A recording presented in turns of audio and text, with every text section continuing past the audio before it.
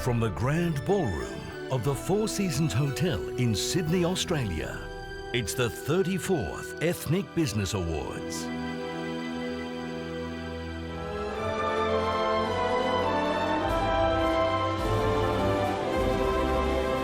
Australians, oh, let us rejoice, oh, we are young and free, with golden soil and wealth for toil, our home is good by sea, our land abounds in nature's gift of beauty rich and rare, in history's page let every stage advance Australia fair, in joyful strains and let us sing, advance Australia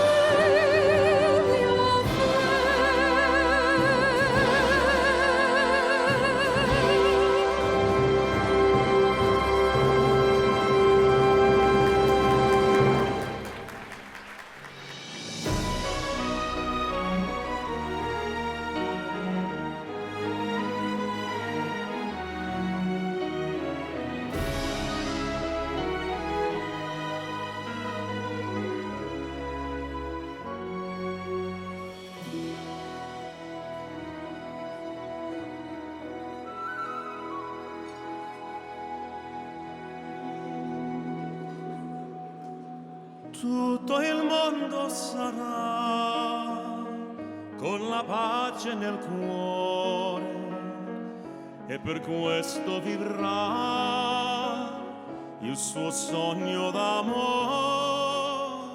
Tutto il mondo sarà con la pace nel cuore e per questo vivrà il suo sogno d'amore.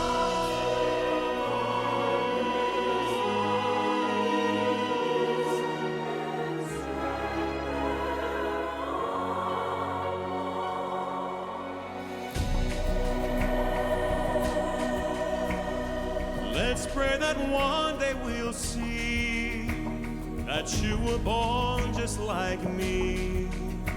No matter how near or how far, we'll know how fragile we are. I pray that one day there'll be no difference between you and me. Bring the world peace, joy, and love, sent on the wings all the time. Come along now together, brothers, sisters forever, join in making our solid ground to be here now and forever. Tutto il mondo sarà con la pace nel cuore e per questo vivrà il suo sogno d'amor. Tutto il mondo sarà con la pace nel cuore e per questo vivrà. Se la mano daremo ai da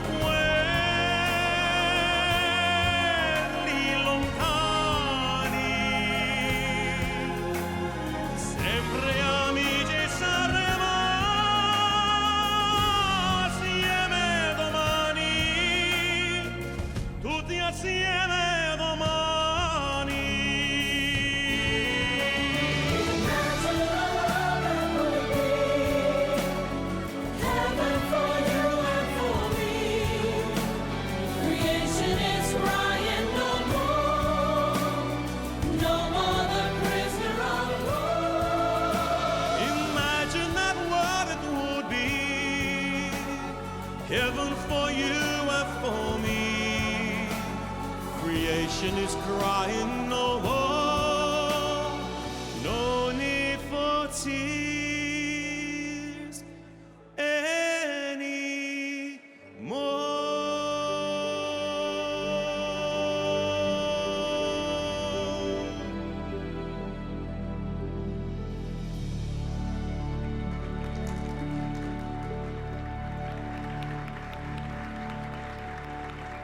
Please welcome to the stage your host for this evening, multiple Walkley Award-winning author, journalist and broadcaster, Tracey Spicer AM.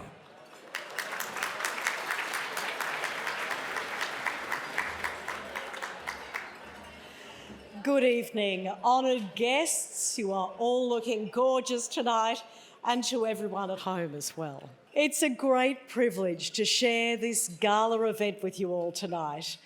Every year, the Ethnic Business Awards brings to light 12 brilliant stories of hardship, vision, endurance and business success. Each and every one of these 12 stories is underpinned by one wonderful thing that connects us all, this marvellous country. We are so fortunate to be here. Now, please join me in thanking Jessica de Bartolo for leading us in Advance Australia Fair, our national anthem, and Alfio Bonanno for that stunning rendition of Our Dream.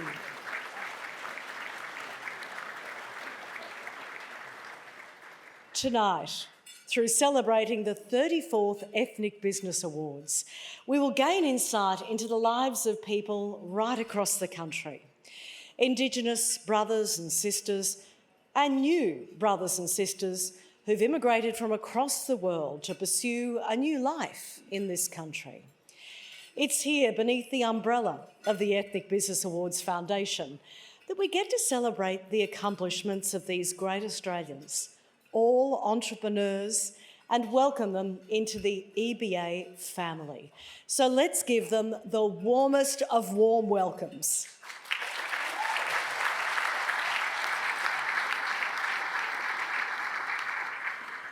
But we wouldn't be able to celebrate their success tonight without the assistance of the Ethnic Business Awards Foundation and our generous sponsors. The finalists here with us tonight have enjoyed complimentary luxury travel, transfers and top-of-the-line accommodation courtesy of the beautiful Four Seasons Hotel. The winner of each category will receive an exquisite crystal trophy, $10,000 from Judo Bank, and the honour of joining an alumni that includes some of the most extraordinary business minds in the country. Before we meet our finalists, we wish to thank the people and organisations who help make this evening possible, our very generous sponsors. And they are Dar Group, Ethan Group, ABC Tissue Products, Judo Bank, KPMG, Arab Bank Australia, Divest Health Group, Zadco, Living Gems, Carla Zampatti, International Livestock Export, Nexia Australia, Four Seasons Hotel Sydney and Design Awards. Thank you all.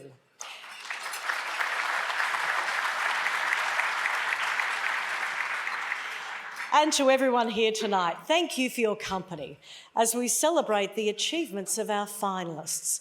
Their stories, of course, are being televised, streamed and reported across Australia and around the world by our broadcast and principal media sponsor, SBS, our great Australian multicultural and multilingual broadcaster, and the National Indigenous Television Network, along with the Aurora Community Channel, Google, El Telegraph, Chuzhong, the Sunrise Daily newspaper, 1688 Chinese Media Group and its Daily Chinese Herald and Chinese Melbourne Daily, Top Media Group, Neos Cosmos, Sydney Daily App, Indus Age and Bruce Clay. A big round of applause for all of our sponsors.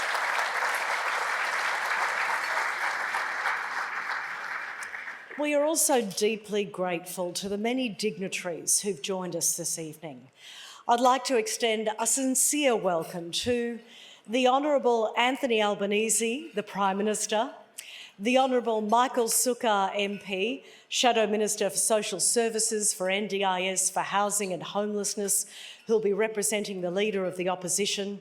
The Honourable Peter Dutton, who unfortunately, because of sickness in the family, was unable to join us. The Honourable Tony Burke MP, Minister for Employment and Workplace Relations, Minister of the Arts and Leader of the House. The Honourable Andrew Giles MP, Minister for Immigration, Citizenship and Multicultural Affairs. The Honourable Jason Clare MP, Minister for Education.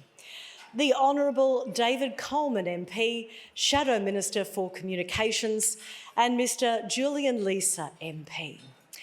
A warm welcome also to their Excellencies, High Commissioner for India, His Excellency Mr Manpreet Vohar, Her Excellency Ms Betty Pavelic, Ambassador of the Republic of Croatia, Her Excellency Mrs Wasan Zailachi, Ambassador of Morocco, His Excellency Mr Milad Rad, Ambassador of Lebanon, His Excellency Mr Andrea de Philippe, Consul General of Italy, His Excellency Mr Mohammed Khalil, Consul General of the Arab Republic of Egypt, His Excellency Mr Shahbal Makaron, Consul General of Lebanon, His Excellency Mr Ivica Glasnosevic, Consul General of Croatia, His Excellency Mr Sanjay Maluka, Consul of India, General the Honourable Sir Peter Cosgrove, former Governor-General and much esteemed Judge of the Ethnic Business Awards. And a special welcome to the Honourable Tony Abbott AC, former Prime Minister, member of the EBA Foundation Board, the Honourable Scott Morrison MP and former Prime Minister, the Honourable Philip Ruddock, AO, and the Honourable Christopher Pyne. It's quite a list. Welcome, everyone.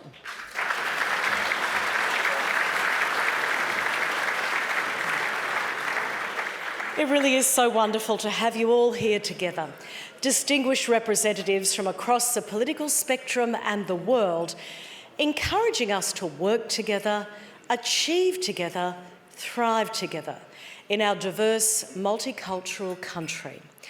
To quote Joseph Asaf, founder and chairman of the Ethnic Business Awards Foundation, in Australia, diversity is a fact of life and multiculturalism is a way of life. Our diversity has the potential to offer greatness. Tonight, we prove Joseph's words true. 12 diverse businesses, our finalists, who specialise in e-commerce, artificial intelligence, business services, pharmaceuticals, wellness, construction, mining, the oil, gas and electricity industries, cleaning and mechanical services.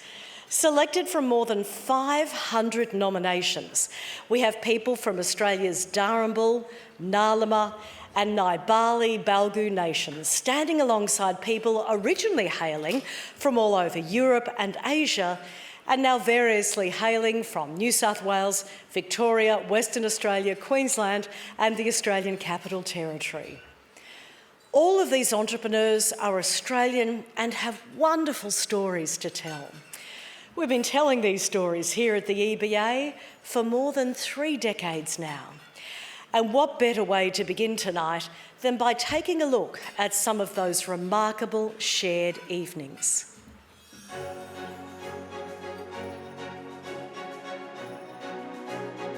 The Ethnic Business Awards have long been a feature of our splendid multicultural landscape.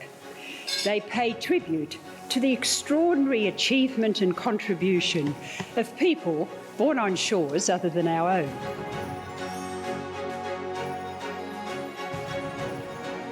Post-war migration began as our nation's greatest experiment, and it has become our nation's greatest success. Because as migrants, we accepted that in a new land, we shouldn't only take, but give as well. And yes, it's worked.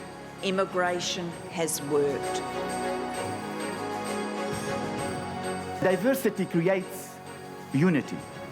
That unity, born of diversity, creates opportunity. Multiculturalism is Australia's competitive advantage in the global marketplace.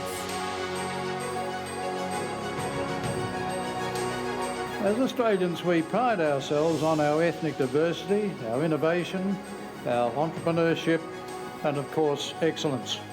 And it's these very qualities that are celebrated tonight through the Ethnic Business Awards. For those of you who are here tonight as finalists in these Ethnic Business Awards, it is a great thing that you are here. You are our automatic bridge to the world, and so much that we do in commerce, in export, in import, in trade and investment.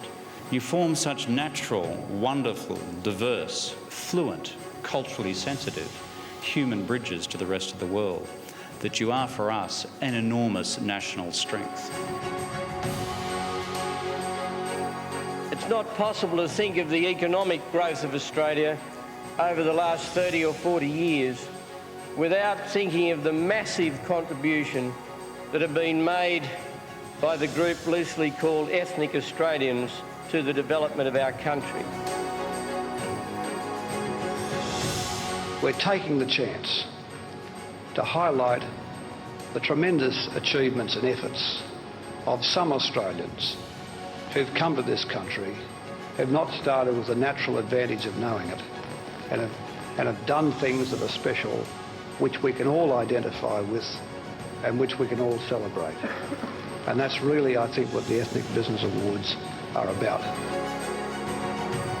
I am never prouder of Australia than on a night like tonight, which exemplifies everything that is good about our country. The migrant story lends a heroic dimension to our national life. That's what we celebrate, and that is at the heart of the Australian story.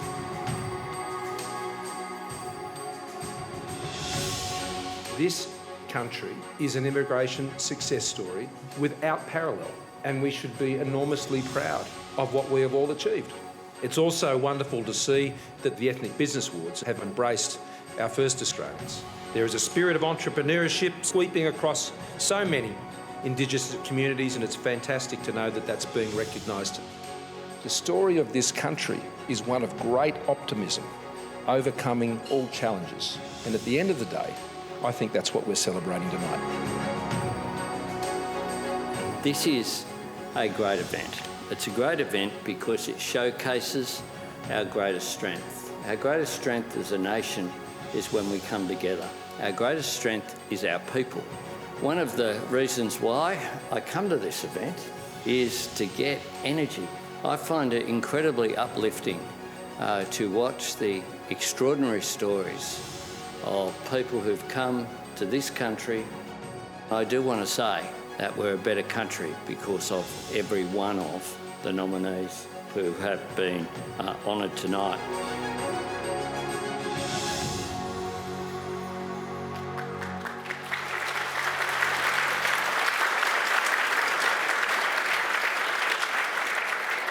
Memories. It's important not just to remember them though. It's important to share and celebrate them, especially amongst friends. Sadly, since our last awards ceremony, one of our remarkable judges has passed away, the inspirational Alan Ginchell, AO. I started as a judge in about 2006, and it's one of the most enjoyable things that I do in any year. It's a real inspiration. I think the great thing about the awards is that they're not simply about people and the difficulties they've overcome, the successes they've had. They're talking about contributions to Australia and to the development of this country. So I see these as Australian stories as much as I see them as ethnic or Indigenous stories.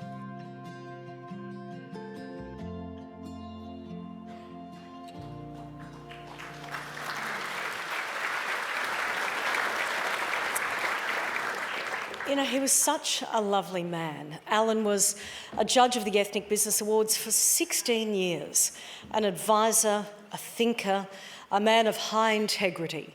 He was an officer in the Order of Australia and held appointments as the Director General of the Office of National Assessments, Executive Director of the Lowy Institute, and as Policy Advisor in the office of then Prime Minister Paul Keating.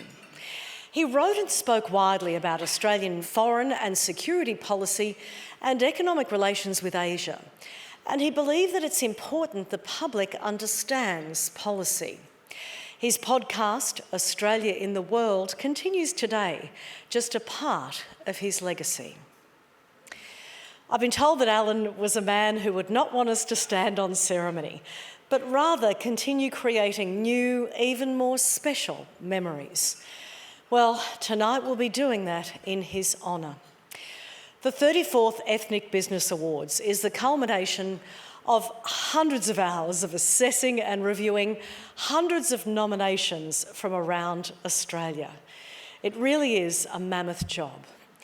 This year, 2 new judges have joined our panel, and it gives me great pleasure to introduce them to you. International banker Joseph Healy is a co-founder of Judo Bank and currently a director of the Australian Finance Industry Association. He's held executive positions at Lloyds Bank, CIBC World Markets, Citibank, ANZ and NAB. He is a Fellow of the Chartered Institute of Bankers, a Senior Fellow of FINSIA, and has served as a Director of the Football Federation Australia. He is also a published author. Also, yes, round of applause.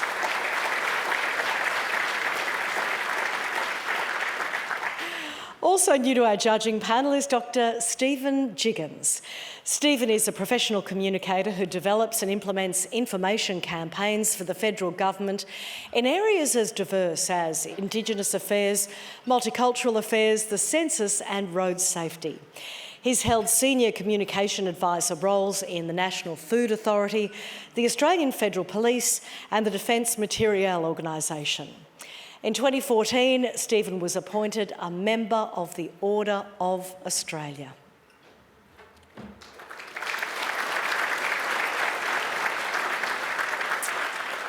And of course, we have our long-standing judges who've returned to invest their expertise once again.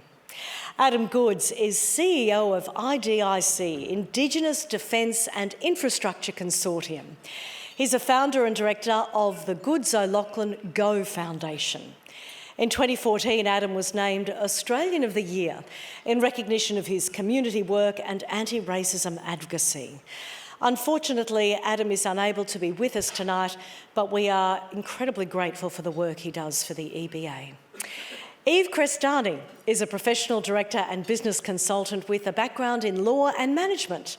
A business strategist, Eve provides advice on enterprise transformation and strategic change implementation. She's served on numerous boards, listed, unlisted, mutual, global and domestic. She's been a Fellow of the Australian Institute of Company Directors since its inception and is also a member of the ASX Appeal Tribunal.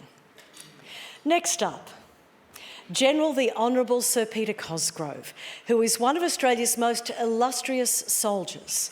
Rising through the ranks, he became Chief of the Australian Defence Force in 2002. Between the years 2014 and 2019, Sir Peter served as our nation's Governor-General. At the end of his tenure, he was appointed a Commander of the Royal Victorian Order for his service to the Queen. Retired now, Sir Peter Cosgrove remains involved with defence, health and charitable organisations and is chairman of the Biz Rebuild fundraising panel assisting disaster relief. A round of applause to celebrate our hard-working judges and to welcome our new ones.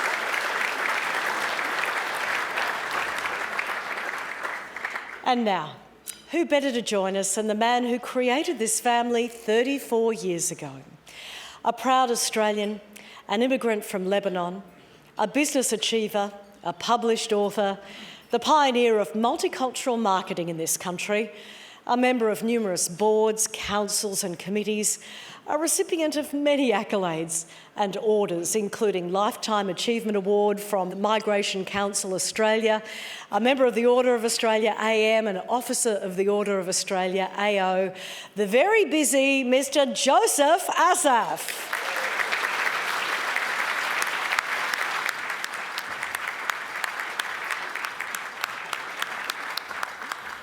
Now, Joseph, I could have kept that list going, but I thought we better get you up here. Congratulations on all of your achievements. How are you?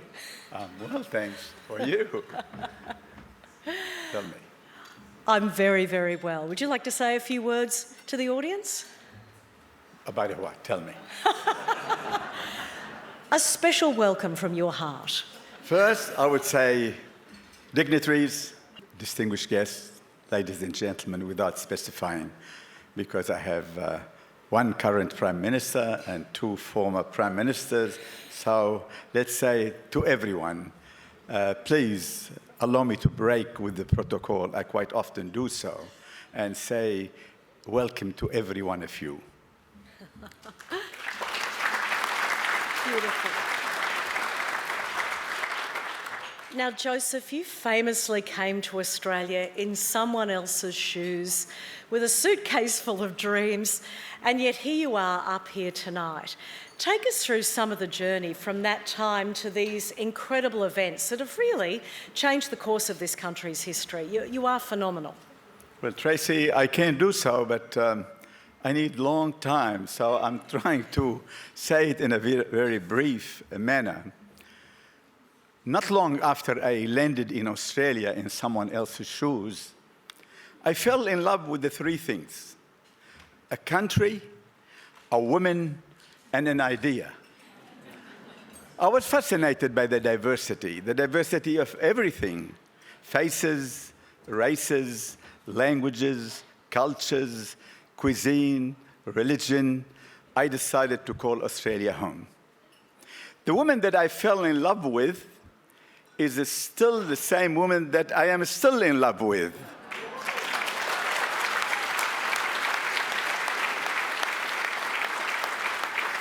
Angela Bianca, an Australian-born Italian, the mother of 3 boys, and the grandmother of 14 grandchildren, and they haven't stopped yet. The productive diversity is still active. And the idea was the idea of how to communicate with this vast diversity, people from every corner of the earth. So with my white angel, Angela Bianca, that's what I call her, with my wife, we started Australia and the world's first multicultural communication agency. The work of that agency took us everywhere, not only to the 200 and more communities that make up this nation, but quite often to their countries of origin. We were able to inform them, educate them, tell them about the differences that they encounter here in Australia. But equally, we learned from them a lot, right from the beginning, from the outset. Australia taught me to be fair and fair dinkum. The Indigenous taught me to respect the land. I learned from the English to respect the law. Earlier, the French taught me to respect the language. I learned from everyone. The Chinese taught me to work and work hard, yet the Japanese taught me the art of negotiation. I don't want to tell you what I learned from everyone, because you can find it in the book, and I'm not selling it, I'm giving it away anyhow. It's for charity. So I learned from everything.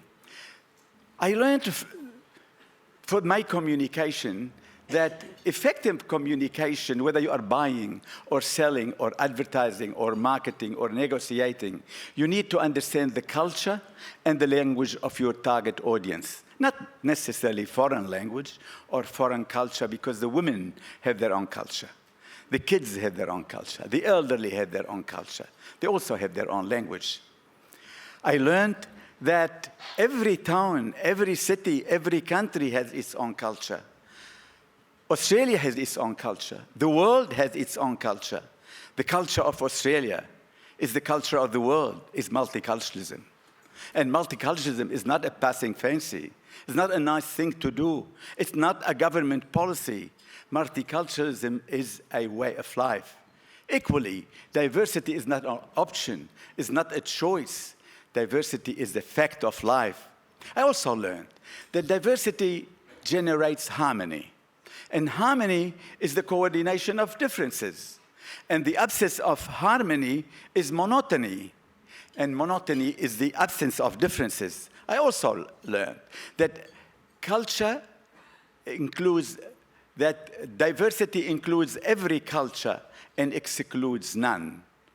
But the most important lesson that I learned, that if you want to see the world through someone else's eyes, stand beside them.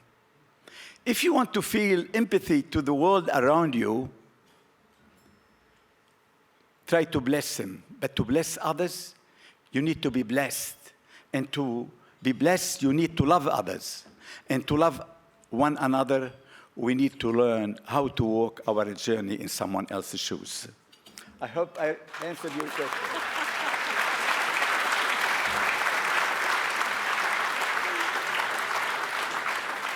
You answered my question beautifully. Joseph, you are always so eloquent, speaking from the heart about diversity and multiculturalism. I'm going to share a little bit of a secret. Tonight is your birthday, right?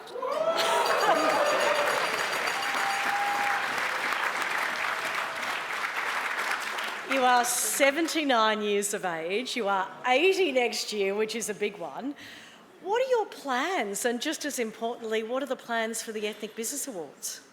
Well, I often get asked that question. I have a very capable and very smart and intelligent board that can look after it, headed by our former Prime Minister, Tony Abbott, you know.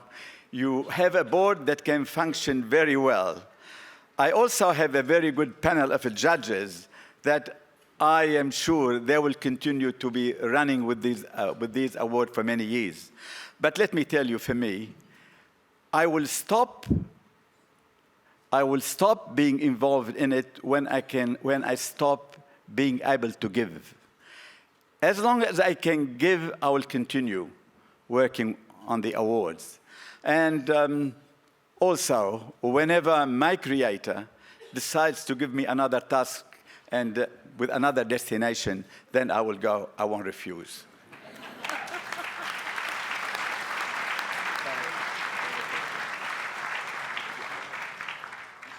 You wanted me to, you asked me about the awards.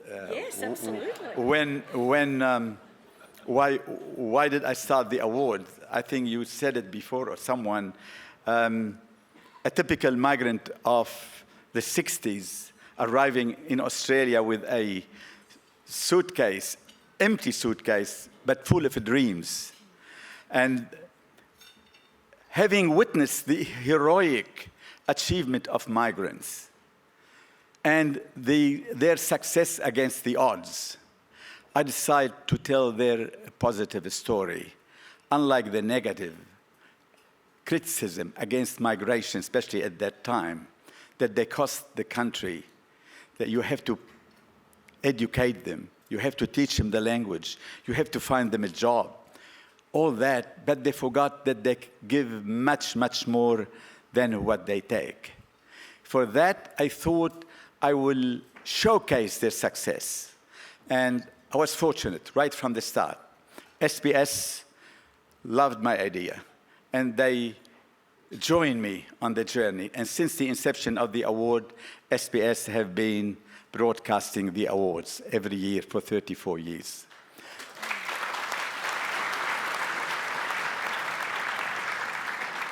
And the success of the Ethnic Business Award encouraged me to create the Indigenous in Business Award. I saw how migrants, without government support, without putting their hands out, they achieved a great success in business. And I wanted my Indigenous brothers and sisters to rely on their resilience. After all, they are dreamers. They are migrants. And the only difference, they came before us, the new migrants, the new settlers, 60,000 years old. But they make this land to stay welcoming for all of us, and I thank them for that. For that reason, I create the Indigenous Business Award. And I would like to conclude with something that I get quoted with it all the time, that every one of our migrants is a mini economic stimulus package. Thank you. Before I go and sit down, I have the task of introducing a man that he has the resilience of all the migrants. After all, he is half migrant. And the Italian contingent tonight will be so happy to see him coming and speaking. And last year, he didn't make it. He wrote to me and said, it took a pandemic to stop me coming to the Ethnic Business Award. He has been coming, he said before, 20 years. Tonight, he reminded me. He said, I counted them. It's more than 21 years. So please, I welcome with me the Prime Minister of Australia, the Honourable Anthony Albanese.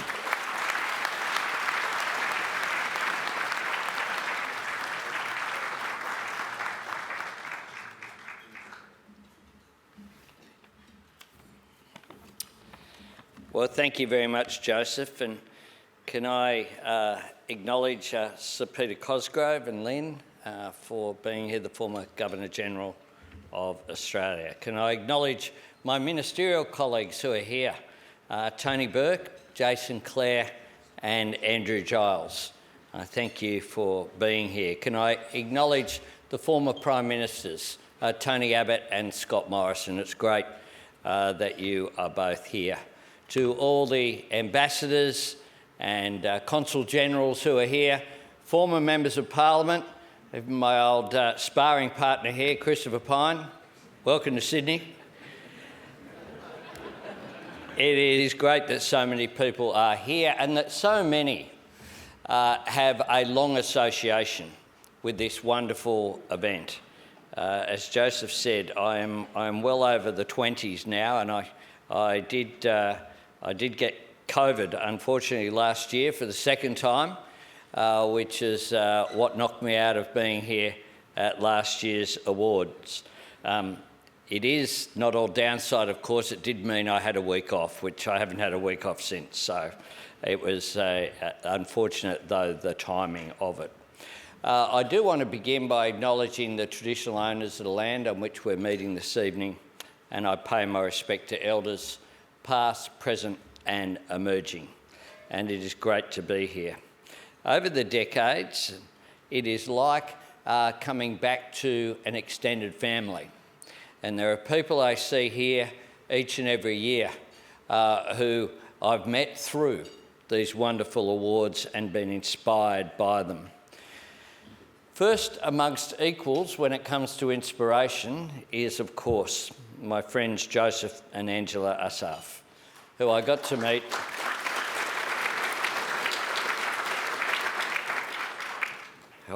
got to meet when a very young aspirant to be the member for Grainler. And of course, Ethnic Communications was based there in Leichhardt in the electorate, in which I've been proud to represent ever since. And they invited me, so even before I was a Member of Parliament, to these awards. To work so hard to get an event like this happening is quite remarkable. But to keep it going with the diligence and commitment that Joseph and Angela have shown is, of course, quite extraordinary. And many of you, of course, do know Joseph's incredible story, a journey from Beirut to Darwin in 1967. What an extraordinary change that must have been. The mix-up at the airport in Lebanon, which meant he landed in Australia wearing another man's shoes. So it is a great Australian saying to walk a mile in someone else's shoes. Well, Joseph did that quite literally, and it's how he landed in this great country. He knows the migrant experience. He understands the uncertainty that turns to hope, the loneliness eased by community, the risk answered by success, and he sees the potential in all those who have lived it. I know that potential too. In my first 18 months as Prime Minister, I've had the great privilege of crisscrossing this country, standing in the red dust of the Pilbara and at Uluru, on factory floors from Ingleburn to Bundaberg, in places of industry, manufacturing, education and commerce. I've spoken to people where they live, where they work and where they dream. And I've seen what a future made in Australia looks like. A future of seizing opportunity, not being at the mercy of chance, of responding to challenges, not being defined by setbacks, of joining up intelligence, imagination and drive and letting the sparks of innovation ignite our economy, of shaping the future, not being shaped by it. I see that future every year at these awards. This gathering brings together our nation's greatest resource, our people, and acclaims our greatest national asset, our multiculturalism, telling the stories of business owners, celebrating their origins and celebrating their achievements, applauding the families and communities that they live amongst, and creating an enduring record of entrepreneurial spirit. It's a record built on the thousands of stories that the Ethnic Business Awards now has told over so many years. Stories that are the soul of this evening, stories that are at the heart of multicultural Australia, stories that include the strong, diverse and growing portfolio of enterprises run by Indigenous Australians. For more than 10 years now, these awards have recognised the achievements and raised the profiles of a growing number of Indigenous Australian-owned businesses.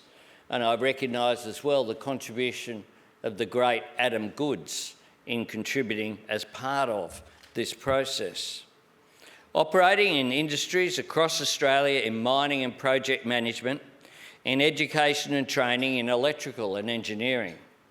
These business champions are making a remarkable and ongoing contribution to Australia's economic strength and our national success.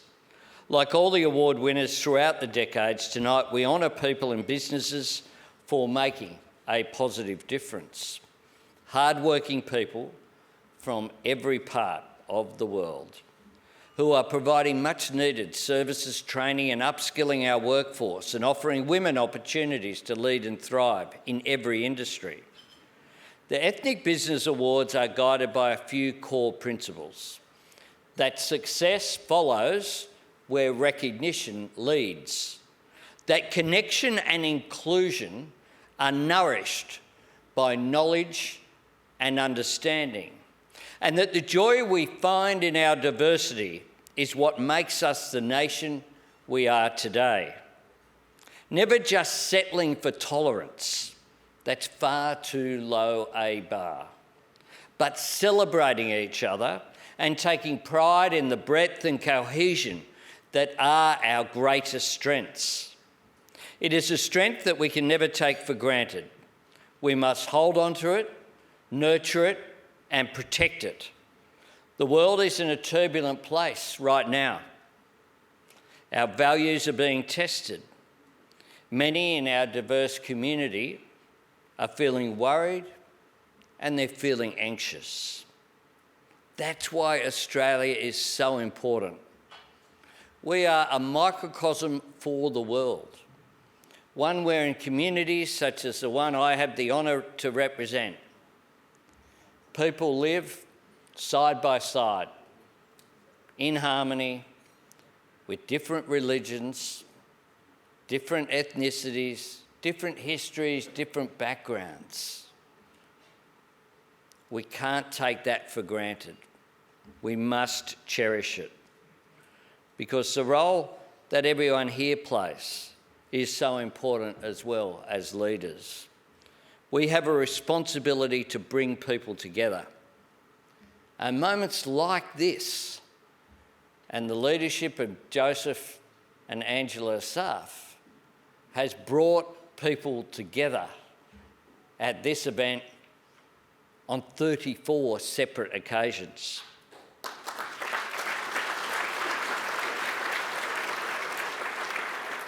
So I know that all of you tonight will be inspired, as I am every year. So congratulations to all of the nominees. I don't quite understand how Joseph gets anyone to agree to be a judge, because everyone here are winners and the businesses you represent are inspirational. So thank you for your energy. Thank you for your drive. Thank you for your vision. You make our nation, the greatest nation on earth, Australia, even stronger as a result of your contribution. Thanks very much.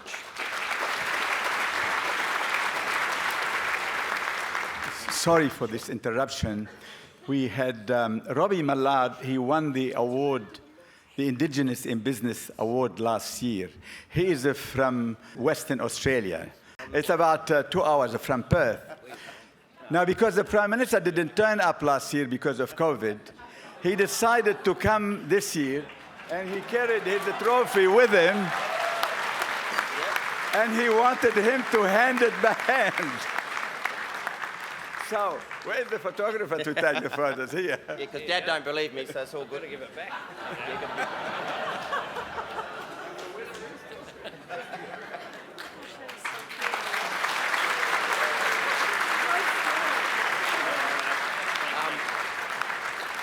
I'd just like to say a few things. I did get done by customs coming over it yesterday, so it was lucky it got through. So pretty lucky. COVID might have stopped him, but customs nearly stopped me.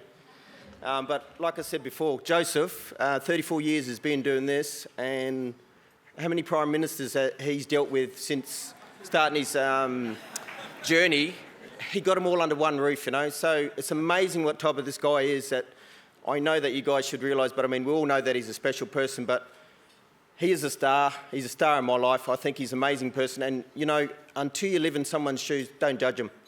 And, you know, he's a great guy, great person.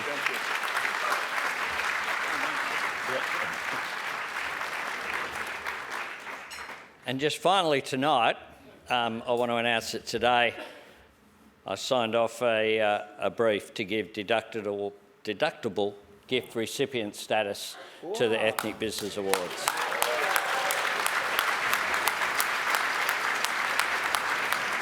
Thank you. Thank you. Thank you. Well, thank you, Prime Minister. And really, it's a great story because we applied for a DGR, deductible gift recipient, because we wanted to do so much more work. We want to give a scholarship for the Indigenous to learn about business. We want to do more research to develop our idea of the Global Harmony Award with the world. And for that, we need to accept, you know, donation from people without having to sponsor the award. Thank you, Prime Minister, and thank you, Australia, for that. I know I took too much time of you, but they said it's my birthday tonight. It is. But the biggest celebration for me tonight is that the woman who attended every award for 33 years before, I didn't want her not to attend tonight. Exactly 2 weeks ago, she had an open heart surgery. And she came out exactly a week ago. And she is recovering very well. And I want to say that this is the best celebration for me. And thanks especially to a dear friend, Dr. Lincoln Lee, and who has not, for 2.5 weeks, even a few days before, never left one day without going and checking on her, and doing every kind of examination, and finding a good surgeon, and visiting her every day. And when he couldn't come, he would send Betty, his wife, to go and pick her up and drive her to do the test. Thank you, Lincoln. Thank you, Betty. Thank you.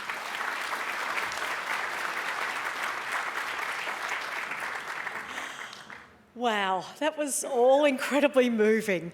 Thank you so much, Prime Minister Anthony Albanese, for your beautiful words. Happy birthday, Joseph Asaf. Thank you for your wit, your wisdom and your warmth. And Angela, we're so thrilled you're able to be with us tonight. I wish you a speedy and full recovery. And now we turn our attention to the awards themselves, our 3 award categories and our 12 finalists.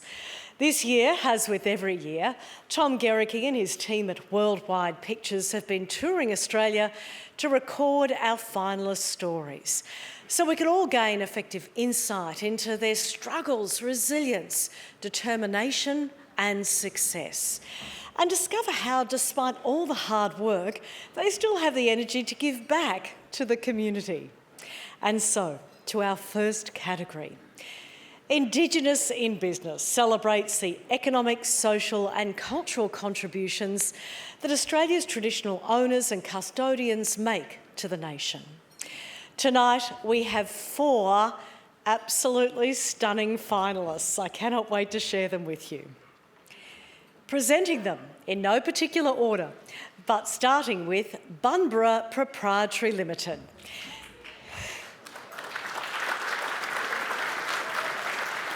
I love that we have a bit of woohooing in the audience. Let's keep that going. Awesome. It gives me great pleasure to introduce Company Director Nikki Barney Irvine. Now, Bunbury is an Aboriginal female-owned pipe, valve, fitting and service provider to the oil and gas industry. Founded in 2019 and based in Perth, Western Australia, the company's success is powered by its drive to support and inspire fellow Indigenous people. Fewer than 2 in every 100 students attending university are Indigenous. Bunbury Group seeks to change this by funding scholarships to enable Indigenous students to believe in their dreams and explore and achieve those dreams through a university education.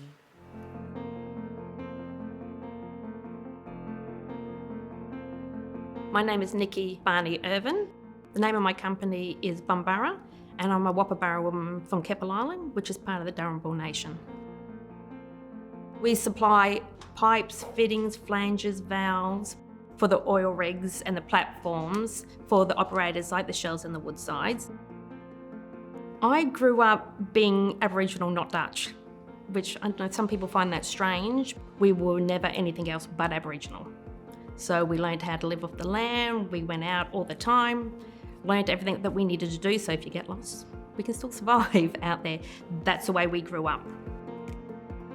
We started the company back in 2019 when we recognised there was no Aboriginal female-owned businesses in this industry.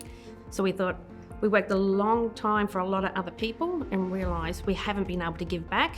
We always want to give back to community, and this was our opening. Started with Pam and I, working away, sometimes working 7 days a week, just trying to get by, make sure we could get it. And then we got to the point where we can't keep working 7 days a week. So we brought on Trish. It stopped Pam and I burning out, but also allowed us to go out and talk to more people, which was great. And now we've brought on another document control person, we've got another salesperson brought on. We're just expanding and expanding. The hardship that we probably faced starting the company was experiencing people not thinking an Aboriginal female-owned business can actually do what we say we're doing. So it was very, very hard in the beginning along those lines. But once we got in front of the boards and engineers and they realised they actually do know what they're talking about, it became a lot easier. We still have to prove ourselves, don't get me wrong, but not as much as we used to. We have done a number of scholarships with universities. Queensland University of Technology. We sponsor right from the beginning. They're one of the universities that have a lot of Aboriginal engineers coming through, so we want to be supportive of that. And we do a number of NRL and AFL teams in WA, sponsoring their jerseys, sponsoring their kits so they can be out there and actually play, because a lot of them can't afford that. Where do I see the company going in the future is hopefully it stays a family business. I really hope it does. I hope that we can bring family along to get them to the level where they can look after the business. I want to employ more Aboriginal people within the business and teaching them about this oil and gas industry and allowing them to grow and succeed and hopefully start running the business as well. Dream, believe, explore, achieve. Key drivers for every single one of us. How about another round of applause for Nikki Barney Irvine? Thank you, Nikki. Also from Western Australia is Peter Hicks, General Manager and founder of Hicks Civil and Mining, a leading contractor on earthworks and civil construction, and the only fully Aboriginal-owned civil works company in the Pilbara region. Hicks Civil and Mining is a success story built on values of safety, respect and communication. Founded in 2010 as a dry hire company, Hicks Civil and Mining now has depot hubs in Hedland, Karratha and Perth, and provides civil contracting, earthworks, equipment hire and transport solutions to some of the state's most remote mining concerns.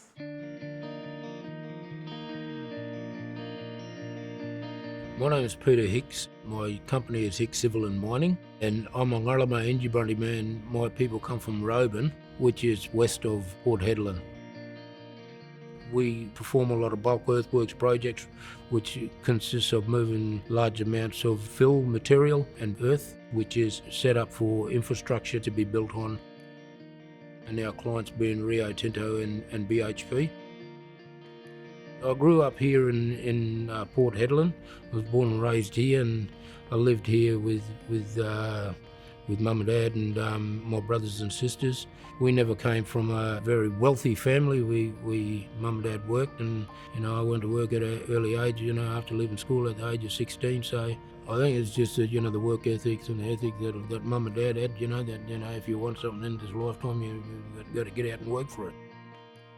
I started the company in 2010. There was an opportunity, a place called Karratha, for me to become a part of the Rio Tinto Port B upgrade. Through the success of that, we invested back into the business, and then we went out on our own with another project with Rio Tinto at the West Angeles mines, and just gone from there. We, like anybody else, had to go through a period where we had to prove ourselves, because I've always been a person out in the field. I'd much rather be in the field than sit in an office and look at a computer. And so I never ever saw the back end of what takes place, and I wouldn't have been able to do it without my two daughters.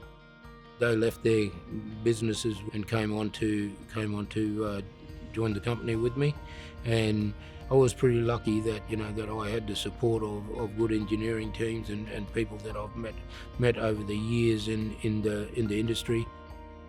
We predominantly run a workforce of anywhere from about 60 to 80 people on any of our projects. We've grown financially, like our first project we took on was about $60,000 in 2016. To projects now that we stand alone up to $30 million on our own. I'd like to possibly have a look at it, to set up and go nationally, venture out, further down in other parts of Australia.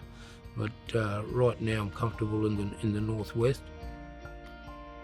I'm the chairperson of the Murrujuga Aboriginal Corporation, which is an agreement between the state of Western Australia and the 5 native title groups from around Roban.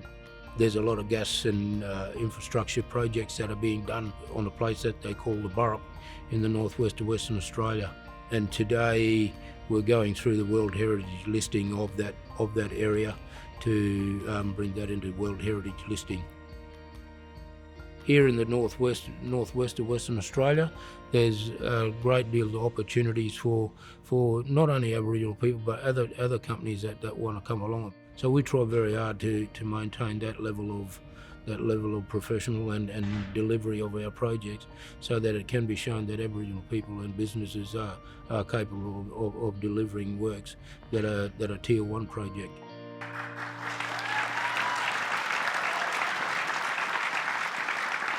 True rags to riches. Safety, respect, communication, core values and pathways to success. This story has it all. Peter Hicks, ladies and gentlemen.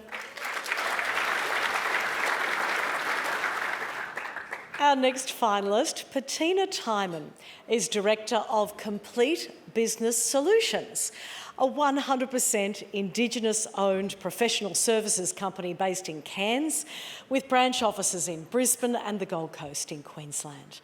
The primary focus of Complete Business Solutions is to build skills, capability and capacity in others through education, empowerment, connectivity and collaboration. The company strongly believes that country, community and culture are stakeholders when building connections and success. Clients include startups, small to medium enterprises, corporations and government across Australia and Papua New Guinea. And the company has plans to expand into the South Pacific, Africa and America. My name is Bettina Timon. I'm from Complete Business Solutions Australia and my mob are from Tasmania. Complete Business Solutions is a one-stop shop for all things startup and micro business. We have helped First Nations people in disadvantaged areas with either employability skills or micro business skills. I was born in Tasmania and unfortunately my father was killed in a car accident 5 months before I was born. My mother didn't cope with that very well and when I was 8 months old, Mum abandoned me in Tasmania to go to Victoria, find herself a new husband and a new lifestyle. And she sent for me afterwards. Unfortunately, I've since had 5 stepfathers and 3 of those have been very abusive, physically and sexually abusive. I believed that my purpose in life was to be an object for men to physically and sexually abuse. And I couldn't live in the home life anymore. When I was 16, I found some random strangers to board with. Didn't go to year 12, I went to TAFE instead. And I found that I was really, really good at what I was doing. And I studied the world's greatest leaders in personal and professional development. And I found my life's purpose, and that was to share with other people my own journey, my own challenges and barriers and struggles. I can work with them to overcome whatever challenges and barriers that they are going through. And so we started in outback New South Wales. We called ourselves the Travelling Trainers, and we used to go into remote communities. We did anything we could to help develop strategies and solutions to get them through whatever their challenges and journey is. Typically, First Nations people only really want to work with First Nations people, and they want to work with First Nations people who can understand the challenges and barriers that they experience, because otherwise all we're doing is dictating and telling them what we think are the problems that they need to fix. I really wanted to be closer to a greater saturation of remote community people so that I could fulfil my passion of helping others and educating and enabling people. So we moved to Cairns because there's more than 16 remote communities in our immediate area. Within 7 months, we'd actually outgrown that space without even having signage on the business. We are currently in negotiations with expanding our programs in PNG, in America, and in the South Pacific. So if we can replicate what we've done here to better support other people in other countries in disadvantaged areas, that's something that I'm really passionate about. Often people can't afford our services, so I'll work with them pro bono as long as they can prove to me that they're determined to make a change in their life. And so I advocate a lot with government. I get that rare opportunity to be that voice. I strongly recommend that people always consider nominating themselves and going for awards, because it helps to make you get recognised for the strengths in the business that you have. I think that's really important in First Nations world and in women's leadership and empowerment, is that we need to know that it's safe to promote, that we're really good at some things.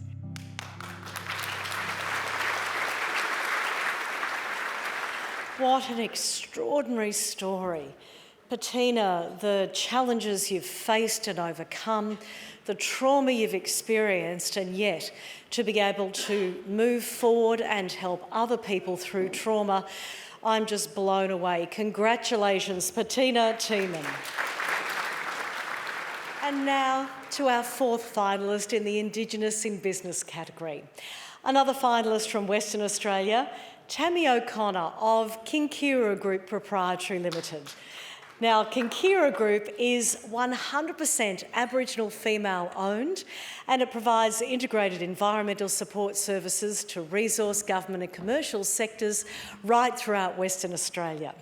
The company's core values are to respect, empower and innovate. Kinkira works with local neighbourhoods to achieve common goals, provide sustainable long-term solutions and create opportunities for future generations through training, development and business by seeking new ideas and different ways of implementing them. Ladies and gentlemen, Kinkira Group.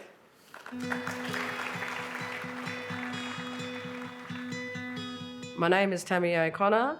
My business name is Kinkira Group and my native title group is Nyabully Bulku.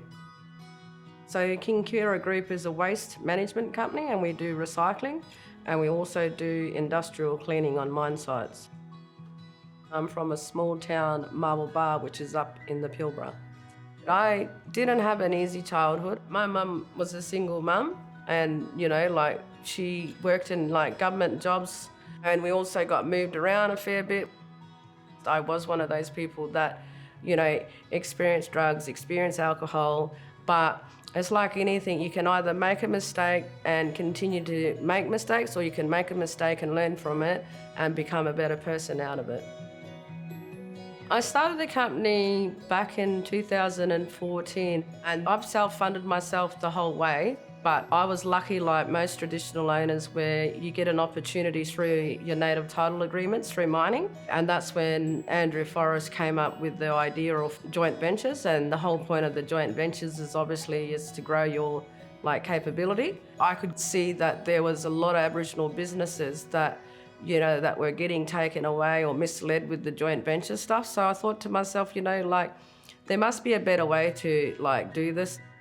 What I did then was I met a really good accountant and, rather than going out and spending all my money, I started reinvesting into Kinkira so we could become independent, and that's what I was able to do over the last 5 years. It's very hard, even with a female, not just trying to own and operate a business, but even working in the mining industry, because it's very male dominated, and then it gets easier and easier. You meet people, you prove yourself and you start doing business the way that you want to do business. Yeah, we've grown, and if I look at last year, we had probably 3 of us working in the office, and if you walk around the office today, we've got about 20 people. So, we don't have to rely on having a capability partner. Kinkira has its own capability now, has good cash flow. Our site presence increased. It gets better and better every time passes. My end game is I want to be able to go to other First Nations countries and show them what I'm being able to do, rather than them looking for a non-Indigenous company. Maybe I can be their capability partner and help them, and then I can step away and they can do exactly what I've been able to achieve in the Pilbara. So there's many ways that we give back to the community. We've sponsored art events, environmental, we've sponsored language programs. There's so many people out there that are wanting to get into the workforce or wanting an opportunity, but a lot of people don't look at them because they don't have the skill set, or they have not a really good background. And if there's a way that you can make a difference or change somebody's life, or give that opportunity where they can try, I think we all should do that, and I think we'll all get better at what we do today. Goodness me, to be able to overcome those hurdles, including addiction issues, respect, empower, innovate. A big hand for Tammy O'Connor and all of our finalists in the Excellence in Indigenous Business category. You know, every year we have the privilege of sharing the dreams and insights of people who strive to make a difference. And I've noticed that values and beliefs hold a core place in their personal stories and those of their businesses as well. These values are goals, a shining light for everyone to strive forward. Tony Jaja, our next guest, is a major player in the information and communication technology industry. His company, Ethan Group, holds that outcomes are born from belief, a belief in genuine innovation and a passion for offering future-based solutions to help clients maximise their potential. Would you please welcome to the stage Mr. Tony Jaja of Ethan Group. Tony, lovely to see you again. Likewise, good evening, Tracey.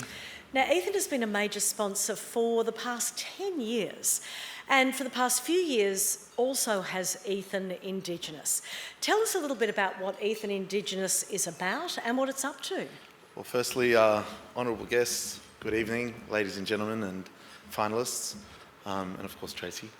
Well, Ethan Indigenous is an organisation that's designed and set up to support other businesses that take social responsibility and corporate responsibility back into the Indigenous community seriously.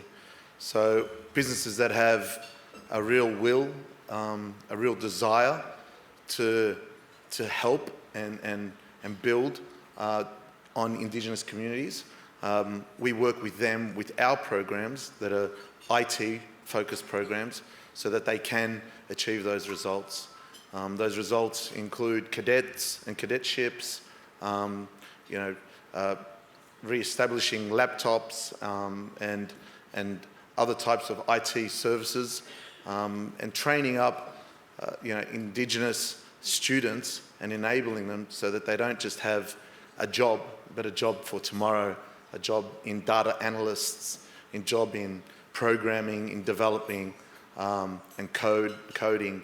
So, it's quite a special business in terms of what it gives back. It's life-changing work because these are the industries of the future, of course. Can you give us a bit more detail about the contributions Ethan Indigenous has been making to support Indigenous Australians?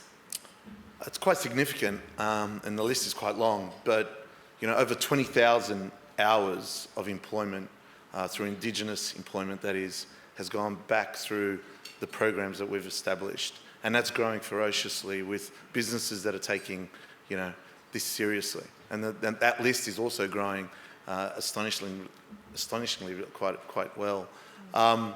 We're very proud of the contribution that we're making. We're very proud of the contribution that Australian businesses are making through our programs, setting up cloud platforms, in Northern Australia that are, world first. These are the type of achievements that we're very proud of. So it's quite an amazing story, Ethan Indigenous, actually. Yeah, it's very impressive. Okay, tough question now with my journo's hat on. I've just finished writing a book about artificial intelligence. When it comes to solving problems using technology, there doesn't seem to be much Ethan can't resolve. Tell us if there are any areas technology hasn't quite been able to fix. Well, my 4-year-old has picked up an award in terms of spending more time in front of the mirror than myself and my wife. And we're trying to solve that technologically. We haven't quite worked that one out. We know we've got either a hairdresser, a model, or someone who's very fond of someone else at school in the making. But that's probably the only thing I can think of right now. That is very impressive. Thank you for your support of the Ethnic Business Awards. Would you please thank Tony Jaja from Ethan Group. And now it's time for the Ethnic Business Awards Foundation's Small Business category. New Australians whose strength often comes from the belief that anything is possible in this country. These companies have been operating for at least 3 years and have an average annual turnover of under $10 million. In determining the finalists, judges take into consideration the obstacles they've faced and the challenges they've met, ingenuity in the marketplace, growth and potential, contribution to community and overall business success. Once again, I'll present the finalists to you in no particular order, so no clues. Let's begin with our first finalist in tonight's small business category, based in Perth, Western Australia. I love a yay, I love a woohoo. Oren and Artie Barak are co-founders of Rugenic Proprietary Limited. Oren was so impressed by Western Australia's mosaic of cultures, traditions and landscapes and the curative properties of Australian plants that he and his sister Artie searched for a way to take this to the world. Rugenic is a wellness company that creates remedies for sleep, gut health, metabolism, detoxification and more. Their products are inspired by our wonderful country and powered by the health benefits of Australian native plants. Oren and Artie tell us more.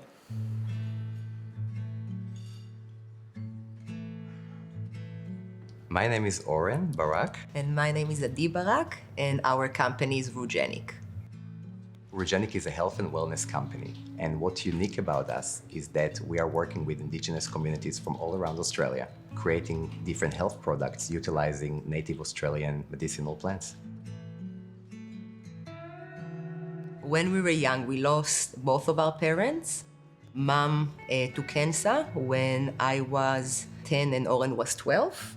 And then we lost our father when I was 19 and Oren was 21 to suicide, which really made a big impact on us.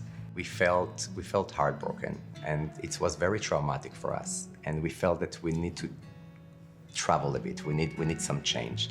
Straight away when we came to Australia, it was a feeling of fresh breeze of fresh air, literally. People were so nice, they were so welcoming, it was so positive. And we straight away start feeling like our heart is healing, it start to heal. We started Rugenic because we really want to share health and wellness and help people. Thought about an idea for a business, and Jacob, my husband, were really saying that Australia don't have any iced teas. And he said that it's something that can work in Australia, and the incorporation of native Australian bush plants just made total sense. We started in a market stall in Fremantle markets, and customers came to us straight away and asked, can we make it at home? And we started to get lots of phone calls from different shops that asking us if they can stock it so their customer have it nearby. So it just expanded naturally, and yeah, we were amazed. When we started the company, the finances part was a big push for us, and we just done whatever we can when we can. We didn't take any salaries. We just all, even my husband was helping. At the moment, we stocked in over 1,300 shops, including Myer, The Crown, health food shops, pharmacies all around Australia. And exporting, that's another massive one for us. We're exporting at the moment to Japan, Singapore, France, and Hong Kong. Also online, people can buy it from all around the world. Over 40 countries buying from us. Rugenic today have about 48 employees, and we're working with different communities all around Australia, sourcing native plants from Indigenous communities.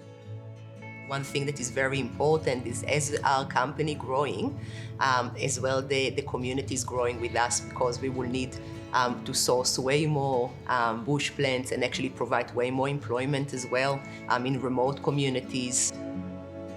Part of what we are doing with Rugenic, it's really our heart want to give back. We feel so grateful, and if anything, we want to take this opportunity to really say a big thank you to Australia, to all Australians for that amazing healing. I mean, we've been it was very, let's put it this way, it was very, very tough for us. And yeah, we're so happy that we end up here. What a lovely, heartfelt thank you to Australia as the country that was healing for them. Oren and Artie Barak and Rugenic Proprietary Limited. Let's continue now with Amir Sahinovic, Managing Director of Adir Power Consulting Proprietary Limited in Sydney. Amir's plans to further his electrical engineering studies in Australia crumbled to dust the day he arrived in Sydney in 1992. Fate had turned against him and he lost everything, save for his wife, his 4-year-old son, and the $200 he had in his pocket. Today, he provides consultancy services for the power industry. Let's hear how he turned everything around in just 4 years.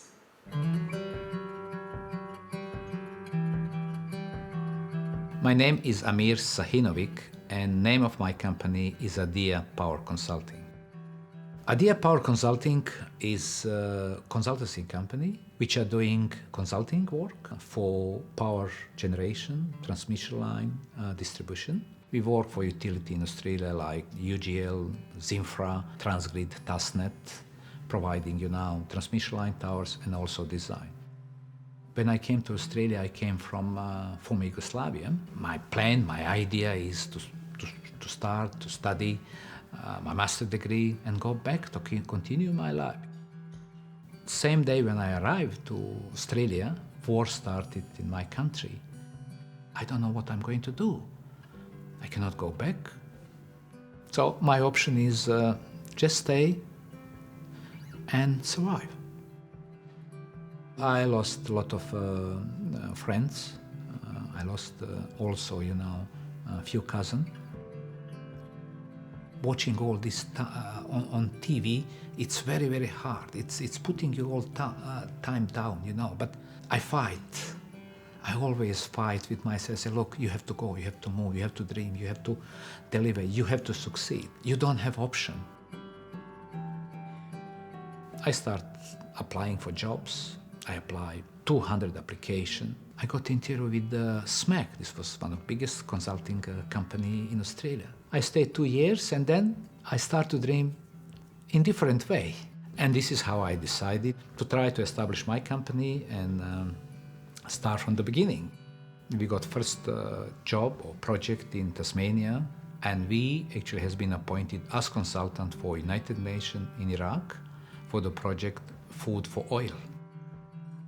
So we grew up very, very quickly with consultancy work. Our disadvantage, actually, because we are Australian company and we become very expensive on the international market. But our people are from more than 10 countries around the world, and we speak probably around 15 different languages. So we are more adaptive. We accept challenges and working in an area in countries. Companies now reasonable size, we have number of people working for us, but I enjoy my work. We would like to move in area of manufacturing, because with all this green and new energy, existing electricity system in Australia and also around the world need to be modified and to be adapted to new sources, which is coming here now. So this is one of our aim in the future. And we have a lot of people in my company who have very similar experience. So we have some sort of team habit to support community in Australia and all around the world. And we are very, very proud and very happy with all our contribution, with all our donation. And I'm very thankful to all Australians and to all Australian government for everything what I experienced in my past. Golly, losing friends, losing cousins, coming to Australia for a new life. Once again, core values and beliefs lighting a path to success. Ladies and gentlemen, Amir Sahinovic.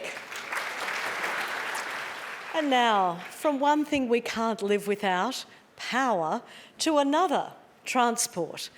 Rafaela Scroy is the Business Development and Marketing Director of Car Mechanical Services. She migrated to Australia during a time of economic crisis, coming here, like so many, in search of a better future. And she found it. Working alongside her husband, Charlie, Rafaela has grown Car Mechanical Services from a home garage business into an award-winning mechanical centre known for its unwavering commitment to sustainability and its diverse and inclusive workforce. This story comes from Canberra in the Australian Capital Territory.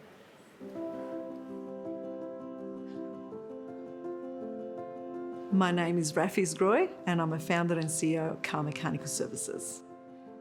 Car Mechanical Services is a one-stop shop for all your mechanical repair.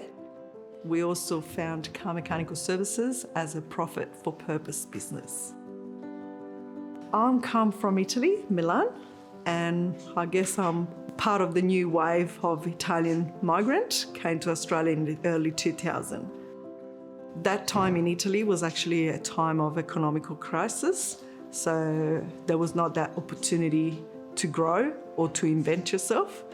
And I guess that was a little bit of a cage for me. Moving to Australia for me was very difficult. It's like everything is at stake, so you need to reinvent yourself, you need to gain that confidence and also the trust of people. I'm actually an accountant background, but obviously when you move in on the other side of the planet, you're nothing. So I started like many migrants, washing dishes in a pizza shop. We found Car Mechanical Services in 2008, and that was actually to give us a little bit of freedom to take care of Ricardo, our Down syndrome for my brother-in-law. We started from our home garage, and it was only in operation, me and Charlie. So Charlie was like doing all the car servicing and I was only doing my bookkeeping on the background. Sometimes that was done at night because during the day we had to take care of Ricardo. And that was giving us the chance to involve Ricardo into our business and give a little bit of purpose in his life. But that was actually the main inspiration for me to pursue down this way. In a matter of 9 months, the customer base doubled up and then went triple and then so on. A couple of years, we increased our revenue 50%, and that's when we had to make the big decision where we would see our company going. That's when we decided to go down the path of the purpose values and not just for profit.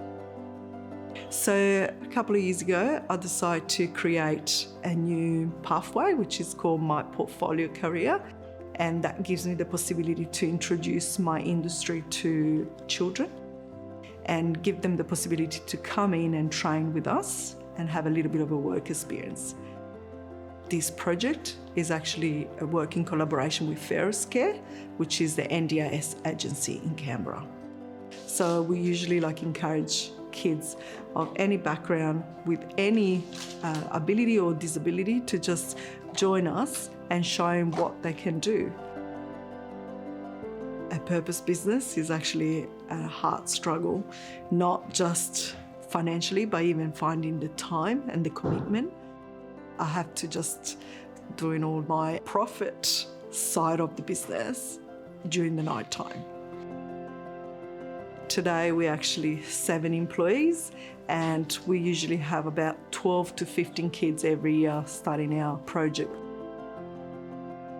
I'm extremely lucky to call Australia home and I'm super grateful to have this opportunity.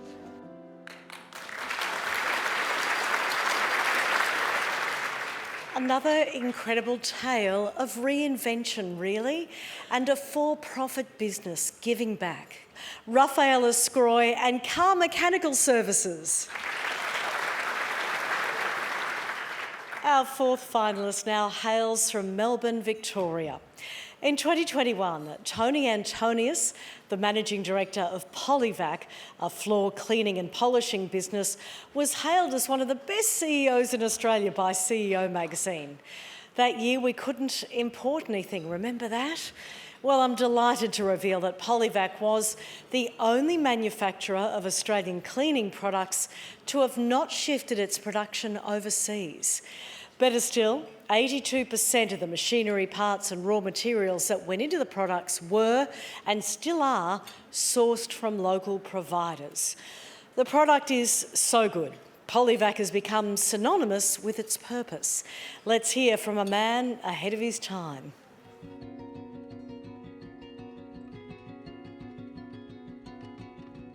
My name is Tony Antonius, and the company called Polyvac International.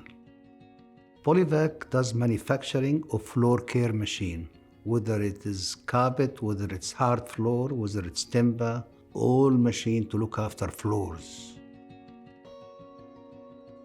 I came to Australia in 1977 from Egypt. I had a bachelor in science, and Australia is a very big land. I thought I might be able to work as an agriculture engineer. I had to go to 2 classes to learn how to speak, and the Australian language is a bit harder, and I couldn't find a job. So I started as a cleaner. So I used to clean toilets, carpet, glass, everything. And I did that for about 4 or 5 years. Then we were buying the cleaning chemical from a shop in Hawthorne, and it came for sale, and I bought the shop. I used to do repairs by myself as well. Anything breaks, people bring the machine, I fix it in the back, sell them in the front. Or Clean came for sale. Clean did the first suction polisher in the world, and they want me to look after it because the company was losing money. I bought it, and I changed the name from Clean to Polyvac. The company was losing $200,000 a year. So I looked at it and I looked at the figures and I said, we have to do something there. We can't hire all these people. We cannot have all these offices. I closed all the branches, kept the sales managers, and we started selling to distributors. No direct sales. We started with 80 distributors. Then we grew them to 120 distributors. It was much, much better. Then we started making the money. So it was really a decision, hard decision we had to make. We're gonna grow because we're the only manufacturing company in Australia. So our stock is ready. When you buy one machine today, you order one, it leaves the same day. If you order 20, it leaves the same day. And I think we got 90% of the market. When people wanna buy a suction polisher, they say we wanna buy a Polyvac. Even when they go and buy the opposition machine, they say we wanna buy a Polyvac. We have added to the range, designing new machines. We developed a new battery-operated machine. You don't have to push it, self-propelled machine.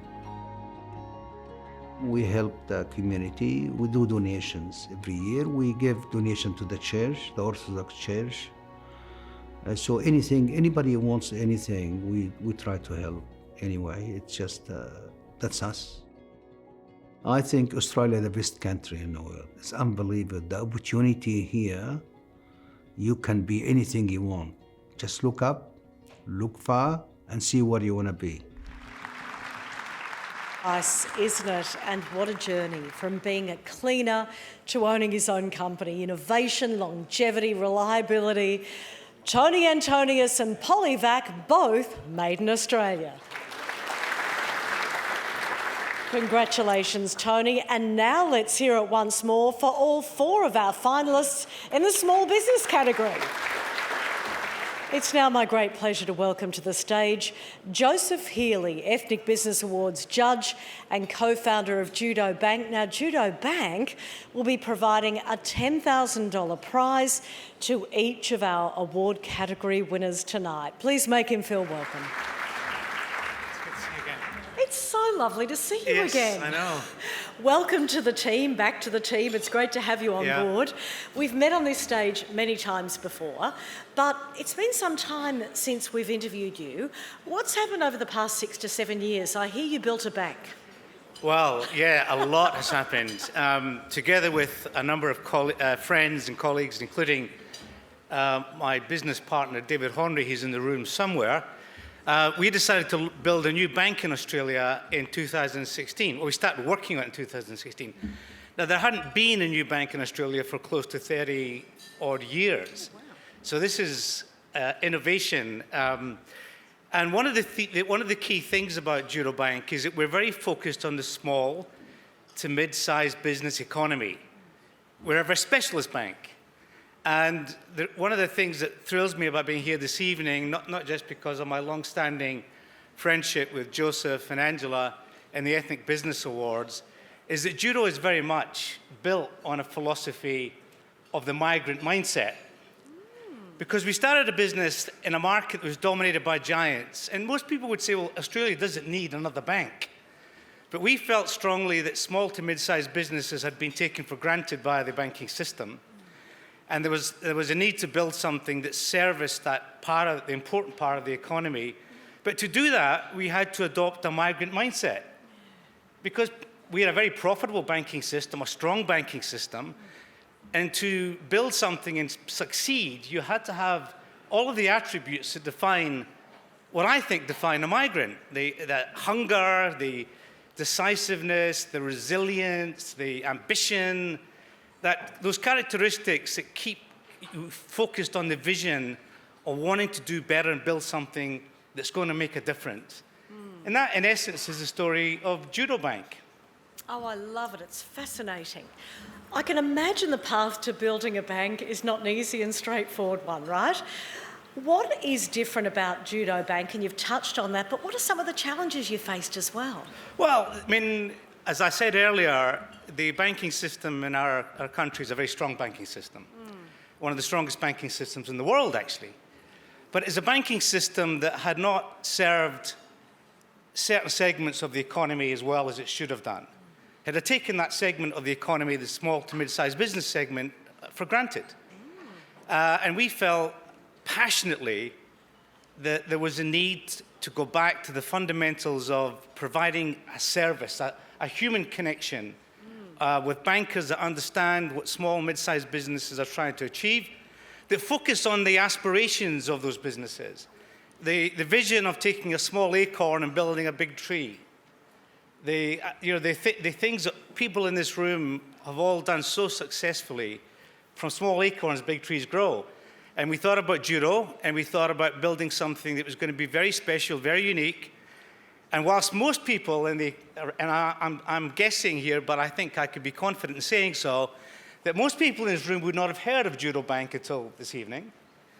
But I am confident that Judo Bank is going to become your yellow Volvo. You know when someone points out a yellow Volvo to you? Oh, yeah. You think, I've never seen one of those before. And then you start seeing them everywhere over time. And that's my aspiration for our company when it comes to the small to mid-sized business economy, and in particular, the ethnic and migrant business community. Now there's another acorn that's grown into a tree. You co-authored a book entitled Black Belt, a masterclass for startups and entrepreneurs. What motivated you to write this book? And I hear there's a chapter called The Migrant Mindset. There is a chapter called The Migrant Mindset. Well, it was David and I sat down, actually going back to the beginning, which was a Friday evening catch up for a beer at the Greengate Hotel in North Sydney, because we both lived in Killara at the time. And we started thinking about what was missing in the Australian banking system. We'd both been veterans of the system. But as we started building the bank, and banking is a complex business. It's not in terms of regulation and capital.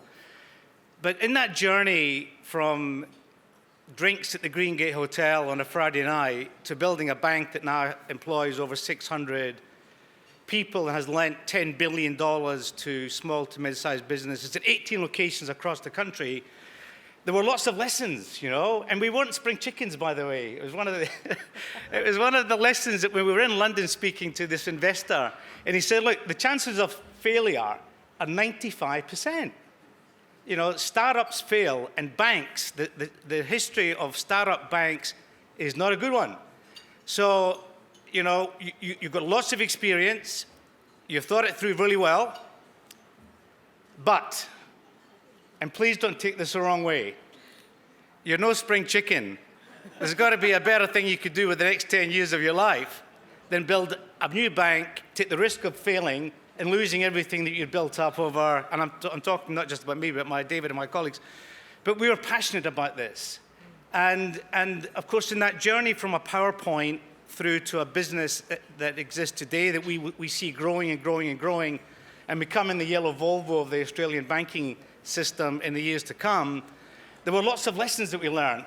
And we felt that we should share those lessons, not just with, because the lessons are universal lessons, we should share them with businesses, and particularly businesses such as those in this room, of the things that we got right and the things that we got wrong, the lessons that we learned, which are universal lessons, they're not just banking lessons. So we decided to write a book called Black Belt, a masterclass for startups and entrepreneurs. Highly recommend the book, by the way. Joseph, congratulations on your reinvention. You are certainly not too old to start this. I think bravo to you. And thank you for your support of the Ethnic Business Awards. Joseph Healy. Great pleasure. Thank you. Lovely to see you again. And now we come to our last group of finalists. The Henry Nye medium to large business category is open to companies with an average annual turnover in excess of $10 million. Our judges use the same criteria for this award as with the Small Business Award, and once again, we have some amazing stories of vision, fortitude, ingenuity and success from people who were born overseas but are now Australian. Again, presenting in no particular order, we have no favourites here. We begin with Daniel and Salim Nicholas, directors of Dasco Australia, based in Sydney, New South Wales. Dasco is a construction company focused on structural and civil engineering and drafting services.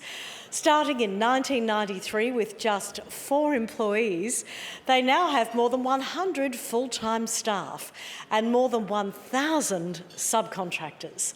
Extremely active in the charity space, Daniel and Salim were awarded an Order of Australia Medal in 2021 for their service to business, commerce and the community.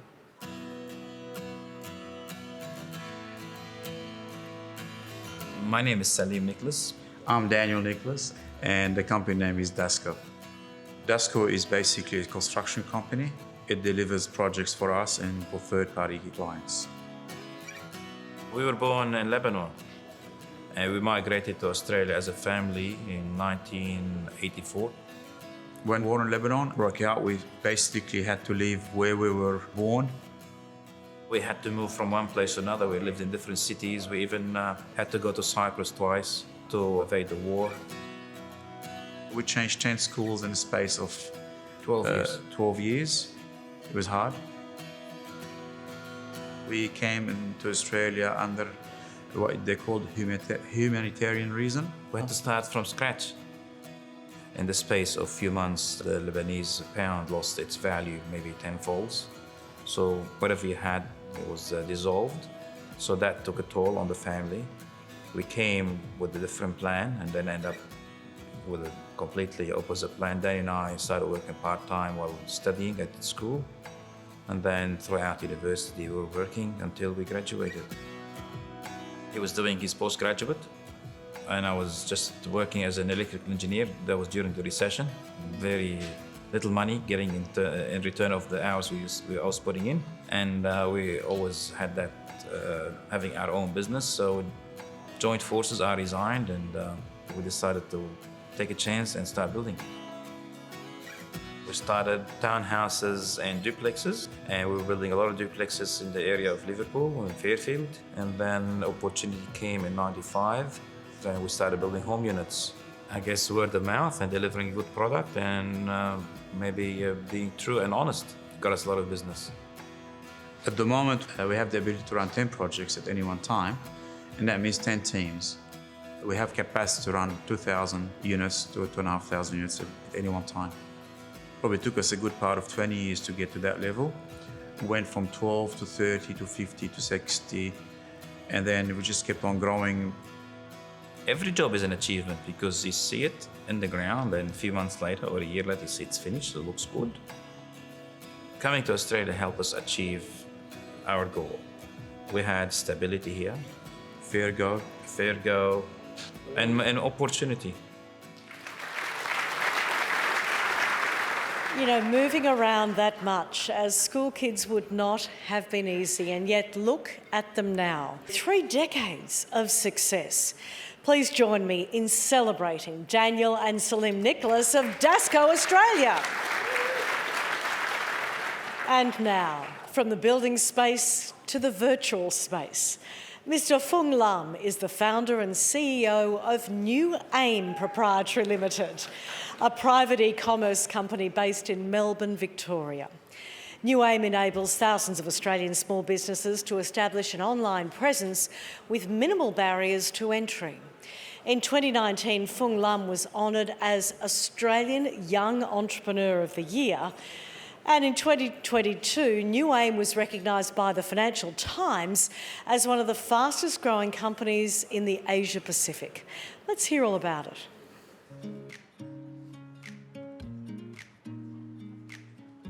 My name is Fung Lam. My company called New Aim. We are the online e-commerce business. We have 5,000 to 6,000 SKU. We sell more than 10,000 items a day. About 20 brands is owned by New Aim. We have the artists, we have Giselle bedding, we have iPad, we have toys, tools, electronics called Defandi. Australia have 7 million household address, 7 million, 60% households already receive New Aim item. I come from Hong Kong, China. I come Australia from Hong Kong at year 2000. Come by my own, live to share house. Lucky my cousin in here, they look after me about 3 months to help me to pass the harder part. I studied in Monash, Bachelor of IT. After I graduated 2003, I found a job, do many things. At the same time, I tried selling things by myself. I go to $2 shop, buying something, sell it online. So I buying something in $2 shop, $12, but I sell to online 29.9 cents, include postage. I recognize if I want to get more, that means I need to try import ourselves. New Aim start from 2005. Hide the warehouse, import. Our item store in our warehouse first, then ship it out. Purely selling only on eBay. To be honest, the first profit I can't really remember in first year. Maybe double the money. $100 become 200, then 200 become 400. 10 years later, I figure out not all the person know how to do the complicated thing. Not all the person can afford the big warehouse to store the item. So we created Dropship. Dropship Zone is our own platform. You are product owner, I help you sell the product to many websites. But you are the website, I help you the website become more SKU, more item to sell. My wife Cecilia helped my business a lot. Dropship, the idea actually come from her. She say our New Aim product will be anywhere for online. My Dropship model, at that moment I argue with her. I think, are you crazy? Not possible will happen. But luckily, 10 years later, we are happy. Anywhere you can see our product. Example, go to maya.com.au to buy something you want, maybe the chair. At the end, you get the order from Maya, but actually shipped from our warehouse. We are purely organic coming up from my just start the business by my own, just 140,000 cash in the bank. The turnover today, we have 340 million turnover, privately owned.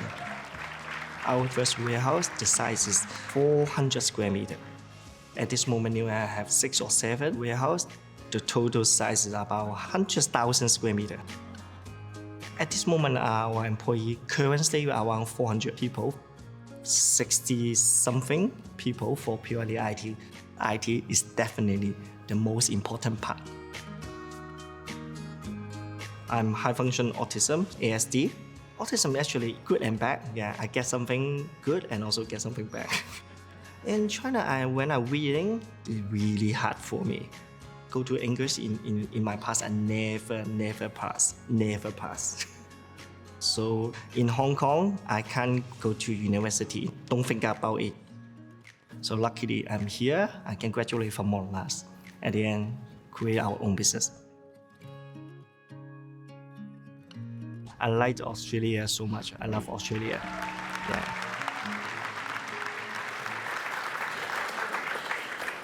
I'm almost speechless, going from the $2 shop to that phenomenal turnover. What a story. Give it up for Fung Lam of New Aim Proprietary Limited. We now turn our attention to the artificial intelligence industry and Dr. Rustam Kanga, co-founder and CEO of iOmniscient Proprietary Limited, a Sydney-based company that's received top industry awards on every single continent.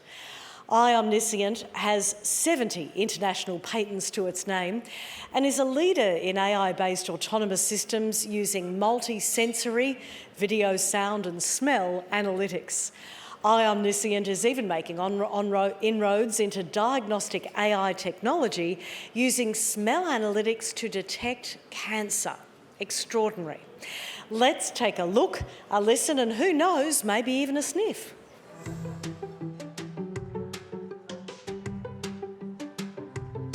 I'm Rustam Kanga, and I'm the co-founder and CEO of iOmniscient. We do autonomous, multi-sensory AI systems for smart cities. I was born in India, and I did my engineering degree there. And after working in England for about 3 years, my wife and I moved to Australia. We came as very poor migrants with no cash, no job, and we just had a lot of hope. We had the advantage that we spoke the language, that we were educated.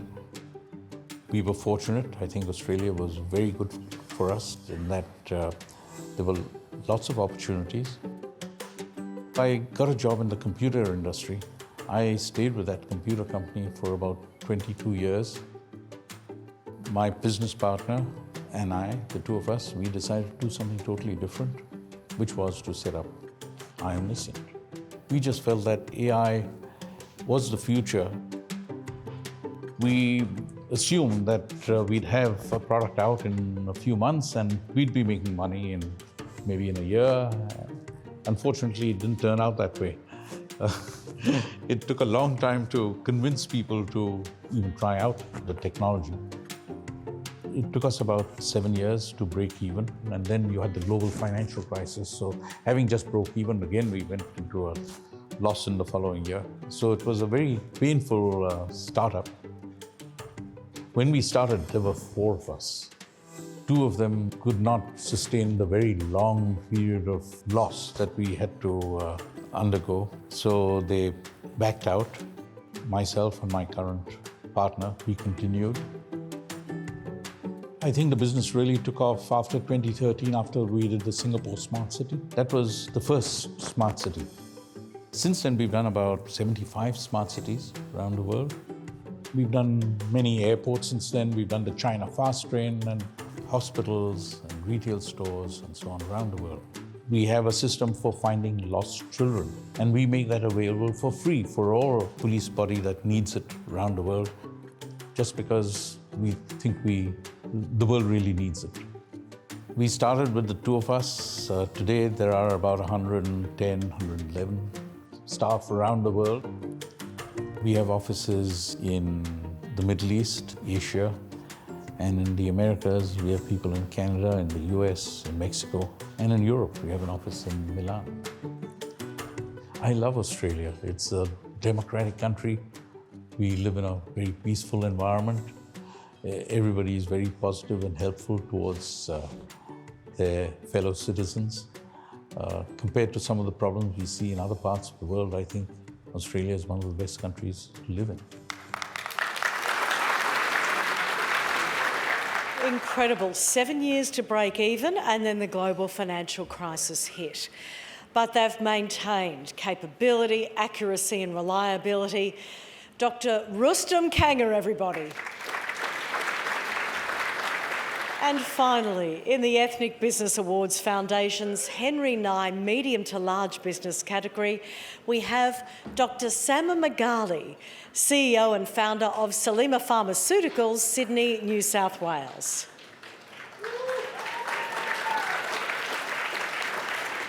Specialising in the research and development of nutritional health products that cover a wide range of needs, all of Salima Pharmaceuticals' formulations are made in Australia, TGA approved and of the highest standard. Dr Magali is particularly passionate about preconception and pregnancy care and reducing the risk of spina bifida. Let's hear more.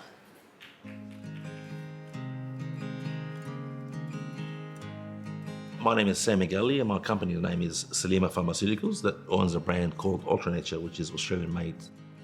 We make a range of vitamins and supplements that are based on the latest scientific medical research available to date. We came from Egypt when I was 15, back in 1989. We went to Canberra, which was quite. It was very different from coming from Cairo, with 20 million population. It was a culture shock. That transition from Arabic to English was not easy at all. Not long after we came, my father got really sick. He almost died. And if it wasn't for the medical system here, Dad wouldn't be here. So it was a blessing in disguise that we came around at time, and we had support medically and financially from the government, which was great. It wasn't easy, but we got there. In 1998, I started my first business. It was a small community pharmacy right next to the University of Sydney. I was also given the task of actually being a course coordinator, teaching fourth year and a master of pharmacy, which was a massive task and probably one of the proudest moments of my life. So like in the morning, I'll be conducting a lecture or a tutorial. At night, I'll be in my pharmacy working as a pharmacist, and same on the weekend. And then I had one of my good customers coming to me and said, look, why don't you come up with a product for my Vietnamese partners in Vietnam? 6 to 8 months later, I had my first product, which was a pregnancy formulation called Selency. It was a big risk, of course, with manufacturing and marketing and so on. It's not really my area of expertise. You're competing with major pharmaceutical companies that have name in the marketplace for years. So I made sure that we're quite unique, and whatever products I'm presenting are quite exceptional. So I want to make sure that the patient actually benefit from the products and it's good for their well-being and health. As a whole, we've grown quite exceptionally well, and we have about 17 unique products in the marketplace, and a lot of big groups are actually now stocking the product as a core range, which is fantastic. We started looking after Mission Australia back in 2000, so it's been 23 years now, and been happy to be part of that journey, contributing as much as we can as a pharmacy, but to also make sure that we're giving something back to the community as well. Australia, it's a land of opportunity, and it rewards you for your hard work. No matter what colour your skin is or what colour your hair is, if you work hard, you will get there. Australia, the land of opportunity, says it all, really. Innovation, efficacy, trust. Congratulations to Dr. Sama Magali and Salima Pharmaceuticals. Thank you, treasured guests, for your wonderful support this evening and always. Let's show our appreciation for the 4 finalists in the Henry Nye medium to large business category and all of our amazing finalists tonight. Once again, a huge thank you to all of our sponsors for your support for the Ethnic Business Awards as we move into our 35th year. Hasn't it been a wonderful evening of insights and of stories? Because that's what it's all about, isn't it? Storytelling changes hearts and minds. Such a rich and diverse range of experiences. Well, now is the moment we've all been waiting for. It's time for the announcement of the recipients of the 34th Ethnic Business Awards. Each category winner will receive a beautiful trophy and a $10,000 cheque from our sponsor, Judo Bank. To present our first category, Indigenous in Business, please welcome Seymour Salam of Dar Group. Ladies and gentlemen, dignitaries, on behalf of the Dar Group, it is an honor to stand here today in support of the Ethnic Business Award. We extend our utmost respect and recognition to the Indigenous people of Australia, the traditional custodians of this beautiful land. I'd like to acknowledge the presence of the Prime Minister and dignitaries and all others here today whose commitment to diversity and unity is truly commendable. I would also like to take a moment to express our gratitude to Joseph and Angela Asaf for the remarkable contributions which have paved the way for success and excellence in business. And a happy birthday to Joseph and a speedy recovery to Angela. Dara Group's presence in Australia symbolizes our dedication to fostering inclusivity and celebrating diversity within our communities. We firmly believe in providing equal opportunities and empowerment to individuals from all backgrounds. In these challenging times, it's also crucial to remember the lives lost in Gaza. We call for a ceasefire and urge for a pathway towards a lasting and dignified peace.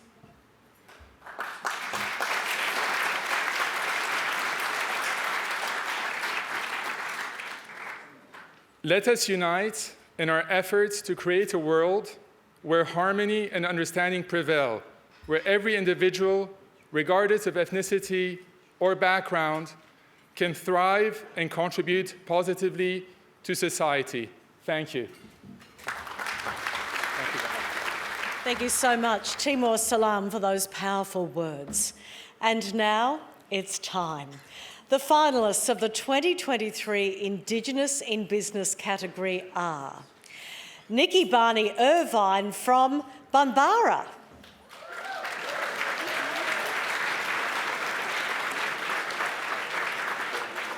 Peter Hicks with Hicks Civil and Mining,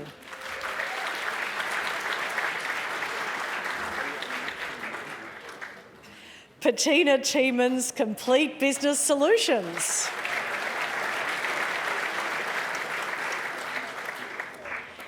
and Tammy O'Connor's Kinkara Group.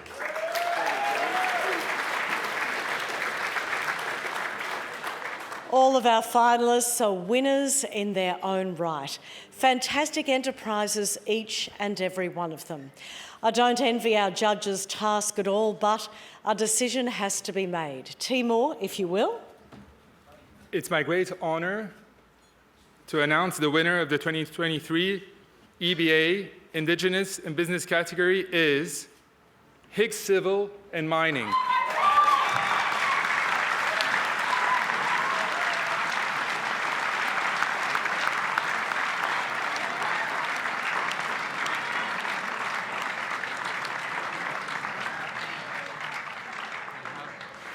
A leading contractor in earthworks and civil construction, and believe it or not, the only fully Aboriginal-owned civil works company in the Pilbara, Hicks is a success story based on those important values we were talking about earlier: safety, respect and communication. He provides solutions to some of the state's most remote mining communities. Peter Hicks, congratulations.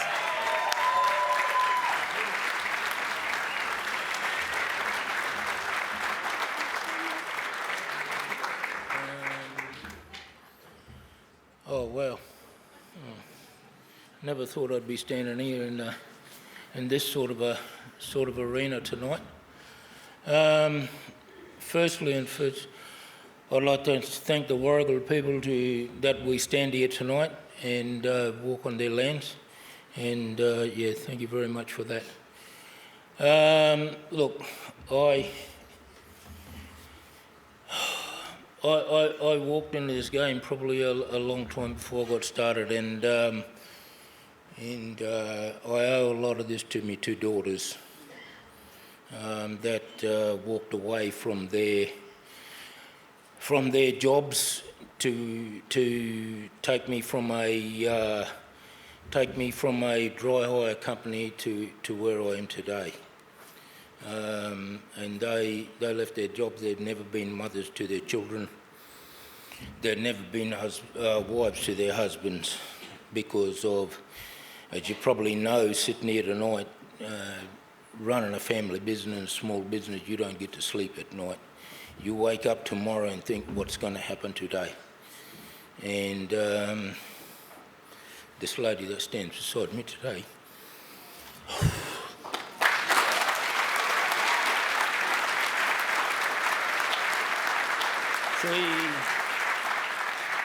she's been my partner for 43 years. And 5th of November this year, she became my wife for 20 years.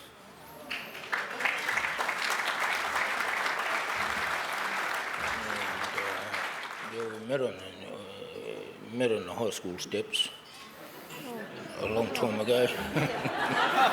But look, to all the people that we say ethnic and used to come to this country and made a life into that, congratulations to you for what you have done. I've been taught in my industry by a lot of ethnic people, if that's what people want to call foreign people. I was taught by a Polish man to operate a grader. I was taught by a Yugoslav how to run and work the dirt. I have in my business, I have a Muslim girl that runs my business, that runs my plant, that I don't have a, how do you say, I don't question her on what I have to do about plant. She tells me what I need to do. I have many ethnic, foreign, whatever you want to call yourselves, people who help me through this. I have very good friends, and very good friends of mine are Indians, are Welsh, are Yugoslavs, are Polish, are Irish. A lot of those people help me today to be where I am. Thank you very much.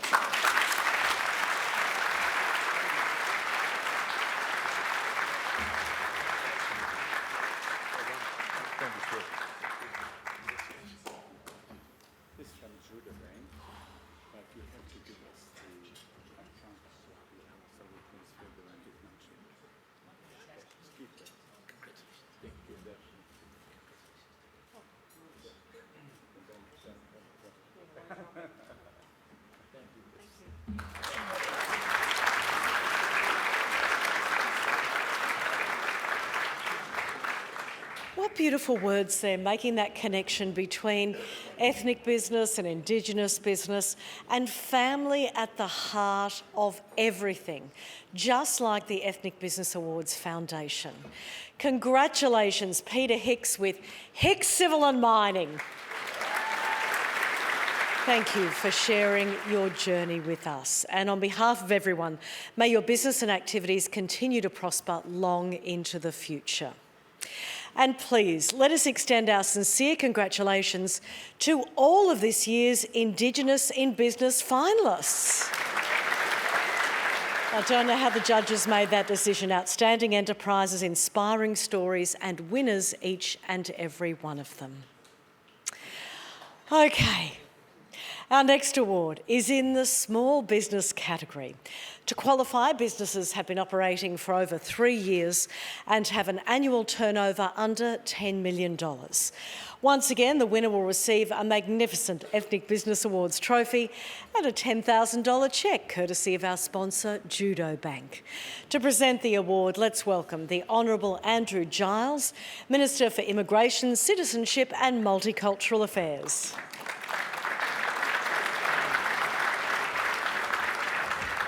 Thanks so much, Tracey, and I'd like to begin my remarks by acknowledging the traditional owners of the land on which we're gathered, the Gadigal people of the Eora Nation, and pay my respects to Elders past and present, as well as any First Nations people with us today. And what an incredibly powerful speech we just heard from Peter.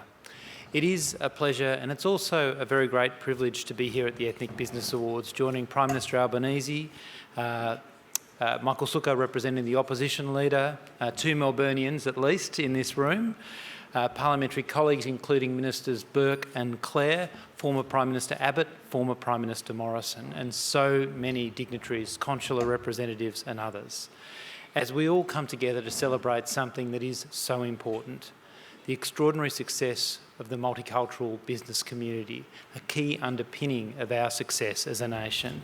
I want to particularly thank Joseph and Angela. Joseph, for having me to your birthday party. It's a bigger one than mine for probably very obvious reasons, for both of our perspectives. It is a real privilege to come here, and I think particularly as a Melburnian to see really what this means to not just to Sydney, not just to the ethnic business community, but to our country. This is an extraordinary event, and I do feel the very heavy weight of the privilege of being able to announce the winner of the 2023 Ethnic Business Award Small Business category. And that's because that for multicultural Australians who bring together such a rich tapestry of cultures also critically contribute to the country's small business landscape. Entrepreneurs from diverse backgrounds bring innovative ideas and perspectives, enriching, of course, our economic fabric, but as we've seen in those powerful stories in the videos, enriching our social fabric too. Businesses that we see run by particularly first-generation migrants often fuse traditional practices with modern approaches and innovation, offering unique products and services.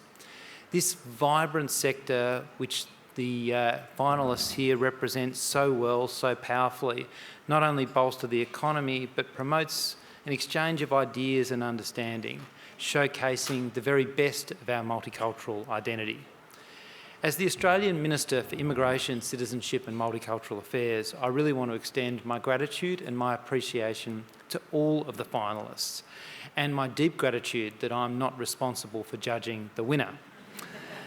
That's a task that's way beyond me, and I want to extend that appreciation for the extraordinary impact you've made, not only enriching local neighbourhoods, not only enriching communities, but reshaping each and every day through your hard work the very fabric of our nation. Your contributions, as we've seen tonight, are a testament to the strength and the resilience that define our modern nation. So congratulations, each and every one of you.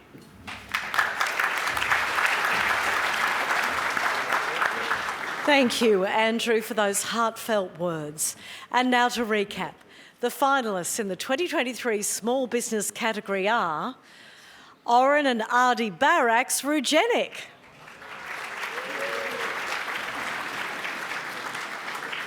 Amir Sahinovic and Odir Power Consulting.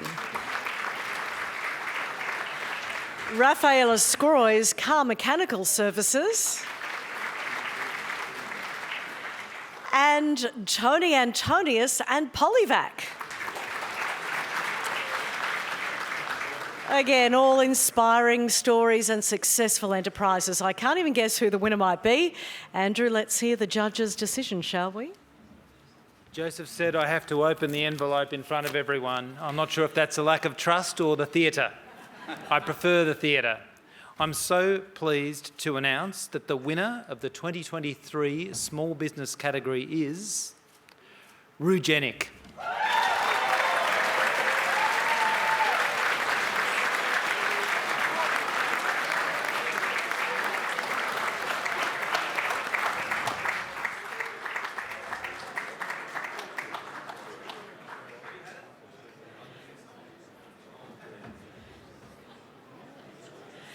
Oh, what wonderful winners.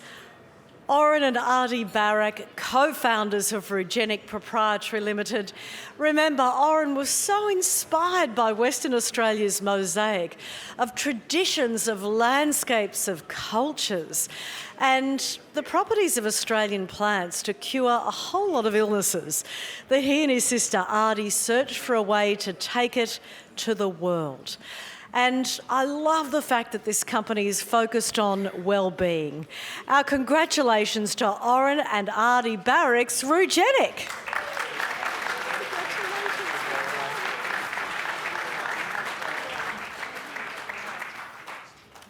Good evening, everyone. It's truly an honor to be here tonight.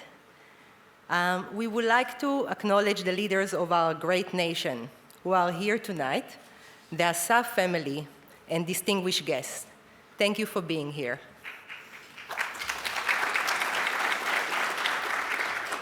Tonight, Oren and I stand here before you with hearts full of gratitude and humility, as proud immigrants to this beautiful land. To be recognized among outstanding individuals who, like us, have embraced the spirits of entrepreneurship in this diverse and welcoming nation, this is truly a privilege.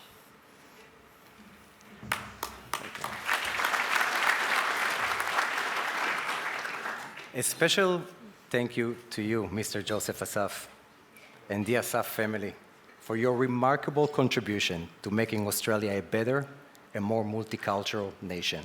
Thank you.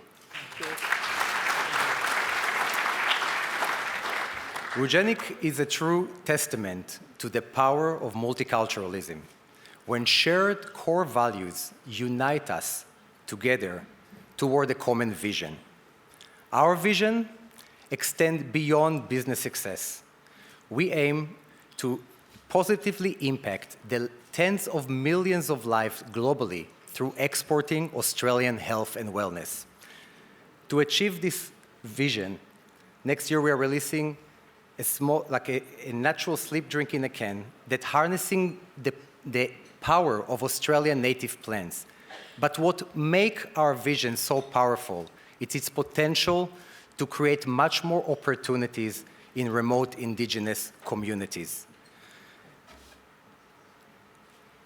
Joseph, we want to say thank you so much for everything you've done. You are a great inspiration. Whoever haven't read the book in someone else's shoes, please do. And just for closing, I think that Adi maybe will do that part. Of course.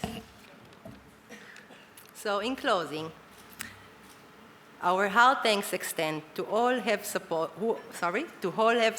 us on this journey, our amazing families and our incredible team. And a big thank you to Tom and Ray, who filmed all those amazing videos you have watched here tonight and been doing so for the last 14 years. Thank you very much, Tom. It's been such a pleasure to work with you.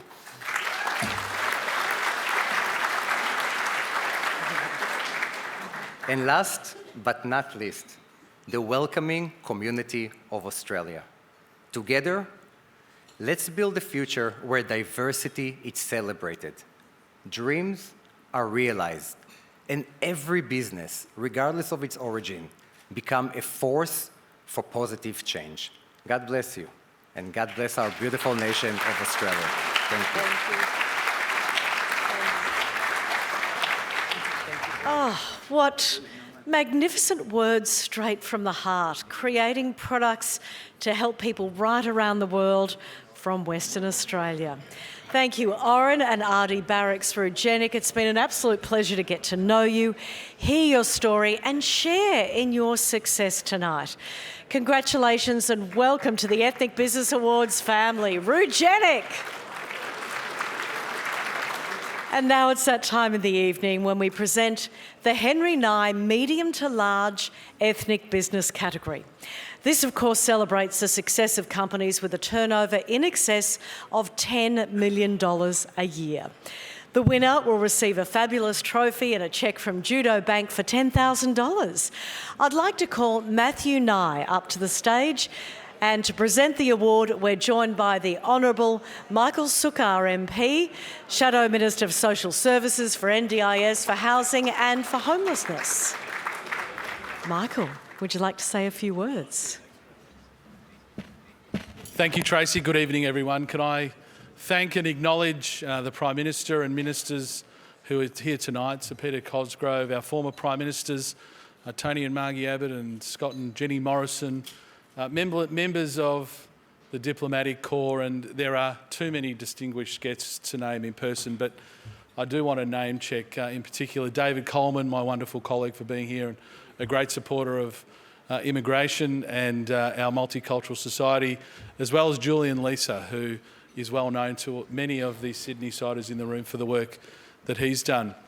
I've got the fortune of being here in the stead of Peter Dutton, who wants to send his best wishes for this evening. He wished he could be here, but like so many of the stories we've heard tonight, he's got important family responsibilities. And just like the namesake of this award, Henry Nye, and the many businesses that have been acknowledged, we've seen people who are driven by, sure, the noble cause of improving this beautiful country and improving the communities that they live in, but first and foremost, to provide opportunities for their families, opportunities that would not have been available to them elsewhere. And the remarkable thing, this is about the 10th year that I've been coming to these awards. It does feel like a bit of an annual get-together of old friends. But in that time, I've certainly seen remarkable people who have every excuse under the sun to give up, or indeed not to start at all, who have got every excuse under the sun to say that that opportunity is not there for me, and the resilience that is shown by all of the nominees and indeed the winners is something that I think is quite remarkable. The other thing that is a common characteristic, I think, of these awards are people who ultimately, for all the success that they've had and all of the hard work and the trials and the tribulations and difficulties, are people who feel that they owe this country more than it owes them. And that is the mark of, I think, remarkable Australians, people who represent the best of what it is to be a multicultural society. And Joseph and Angela Asaf, they're friends to all of us here. They have done a remarkable job in living what they preach.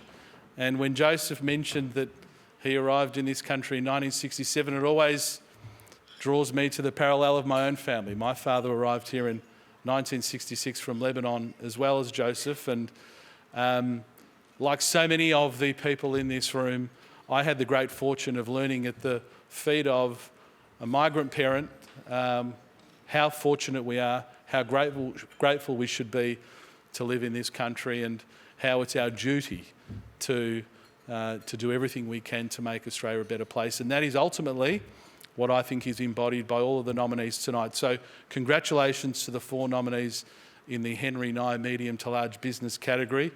If you haven't already done so, read a little bit about Henry Nye and his wonderful family and his story and his philanthropy, because you are sharing the name of a remarkable Australian, and it's wonderful that his family can be here as well.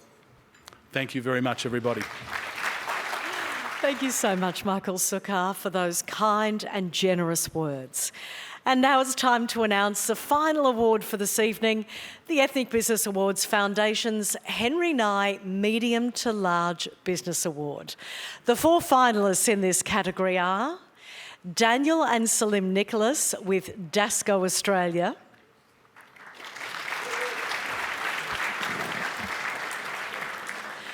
Fung Lam's New Aim,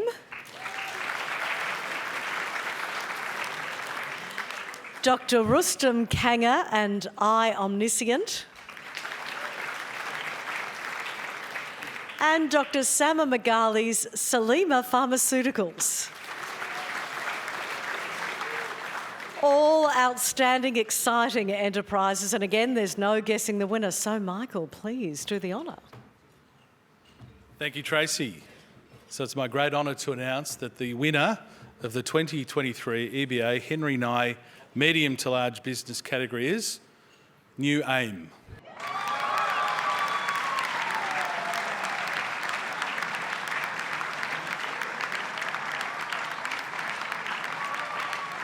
Remember this story, friends? Buying things from the $2 shop and selling them on eBay. From humble beginnings, from little things, big things grow. Mr. Fung Lam is the founder and CEO of New Aim, which, as you would remember, round of applause. Fung Lam, through New Aim, enables thousands of Australian small businesses to be able to establish an online presence. Congratulations.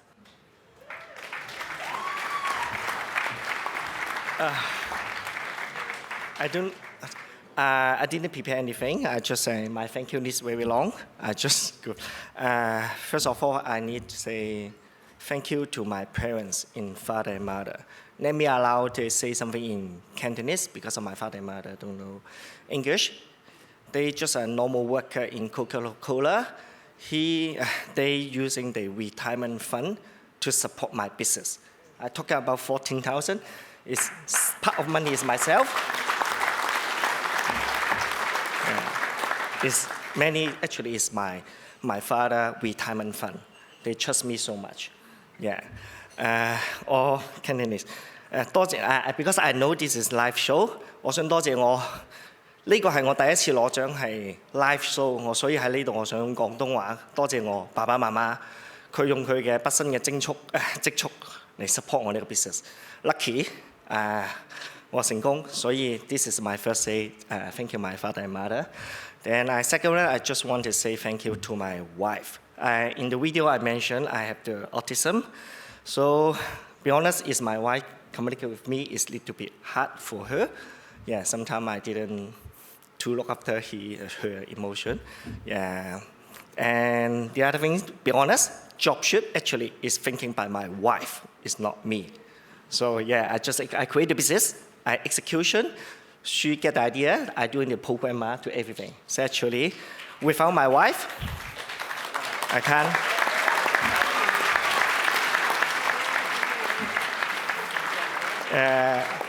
And the other thank you list is all my college, because it's a very long journey, so that's why I say my name list is very long, but I'm not allowed to say one by one.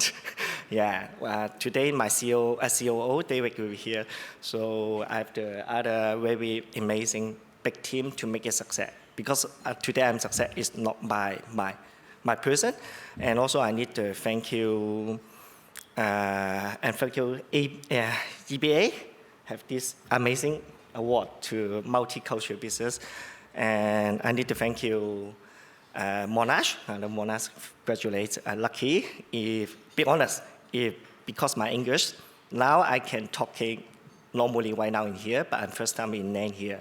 Don't think about it. I can speak English normally. So yeah, thank you, University, and also I need to thank you Australia. Yeah, because I'm landing here, it's multicultural, allowed, we can doing the business here, and also you can see now Australia is the most popular country. Everyone just like to come to Australia. This is one of the reasons we have one of the best country in whole wide world. So that's why everyone coming here. Yeah. Yeah. We have good agriculture and here, and one thing, because of multicultural, and also I just want talking about many people, is I just want to, one message about the logic is about the foundation. Because I'm good luck in here, have my father, mother support, then go to Australia, have the good education here. I'm lucky I'm studying IT, have the very strong mindset of logic by myself. And I have many people help, have the good foundation for whole environment. So luckily I'm doing business, actually I'm doing it online foundation. In this room, I think more than 50% people already visit my item, you don't know that. Yeah, because I just built in the infrastructure foundations, and also Australia is become popular because we have the good country and good foundation to make everyone happy live in Australia. This is, yeah, thank you. Thank you for everyone.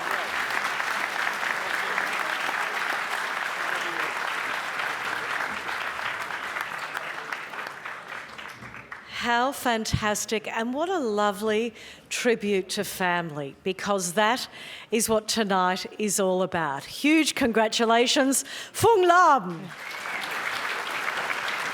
Another incredibly deserving winner among a whole group of deserving winners.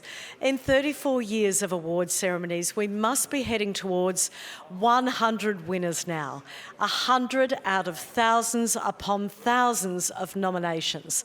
And that's a testament to the health and vitality of Indigenous and ethnic business in Australia. It is impossible to quantify the incredible contribution they've made to the Australian economy and to the lives of so many Australians every single day. How about another round of applause? Well, it's been a thoroughly delightful evening. Please join me in applauding all of the finalists across all of the Ethnic Business Awards Foundation categories. Diverse businesses all. As Joseph Asaf wrote in his book, Someone Else's Shoes, there's no rainbow with one colour. There is no society with one culture. I know that I speak on behalf of everyone at the Ethnic Business Awards Foundation when I say it's such a joy to bring these fabulous stories to you every year.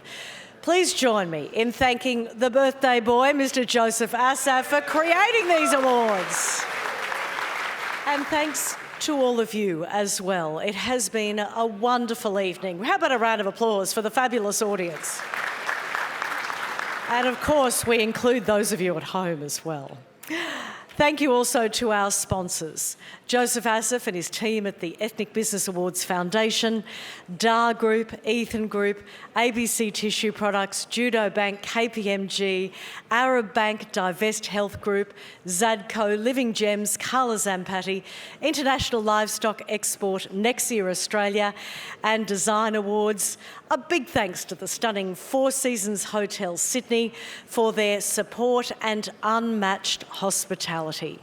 These stories are being televised, streamed and reported across Australia and around the world by our broadcast and media partners, SBS, Australia's multicultural and multilingual broadcaster, also by the Aurora Community Channel, El Telegraph, Google, National Indigenous Television Network, Chiujung, the Sunrise Daily newspaper, 1688 Chinese Media Group and its daily Chinese Herald and Chinese Melbourne Daily, Top Media Group, Neos Cosmos, Sydney Today app, Indus Age and Bruce Clay.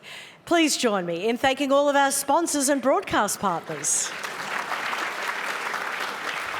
To you and everyone watching from the beautiful Four Seasons Hotel Sydney and the 34th Ethnic Business Awards, thank you all. And from Joseph Asaf and his team at the Foundation, a big thank you and a very good evening from me. Can't wait to see you next year.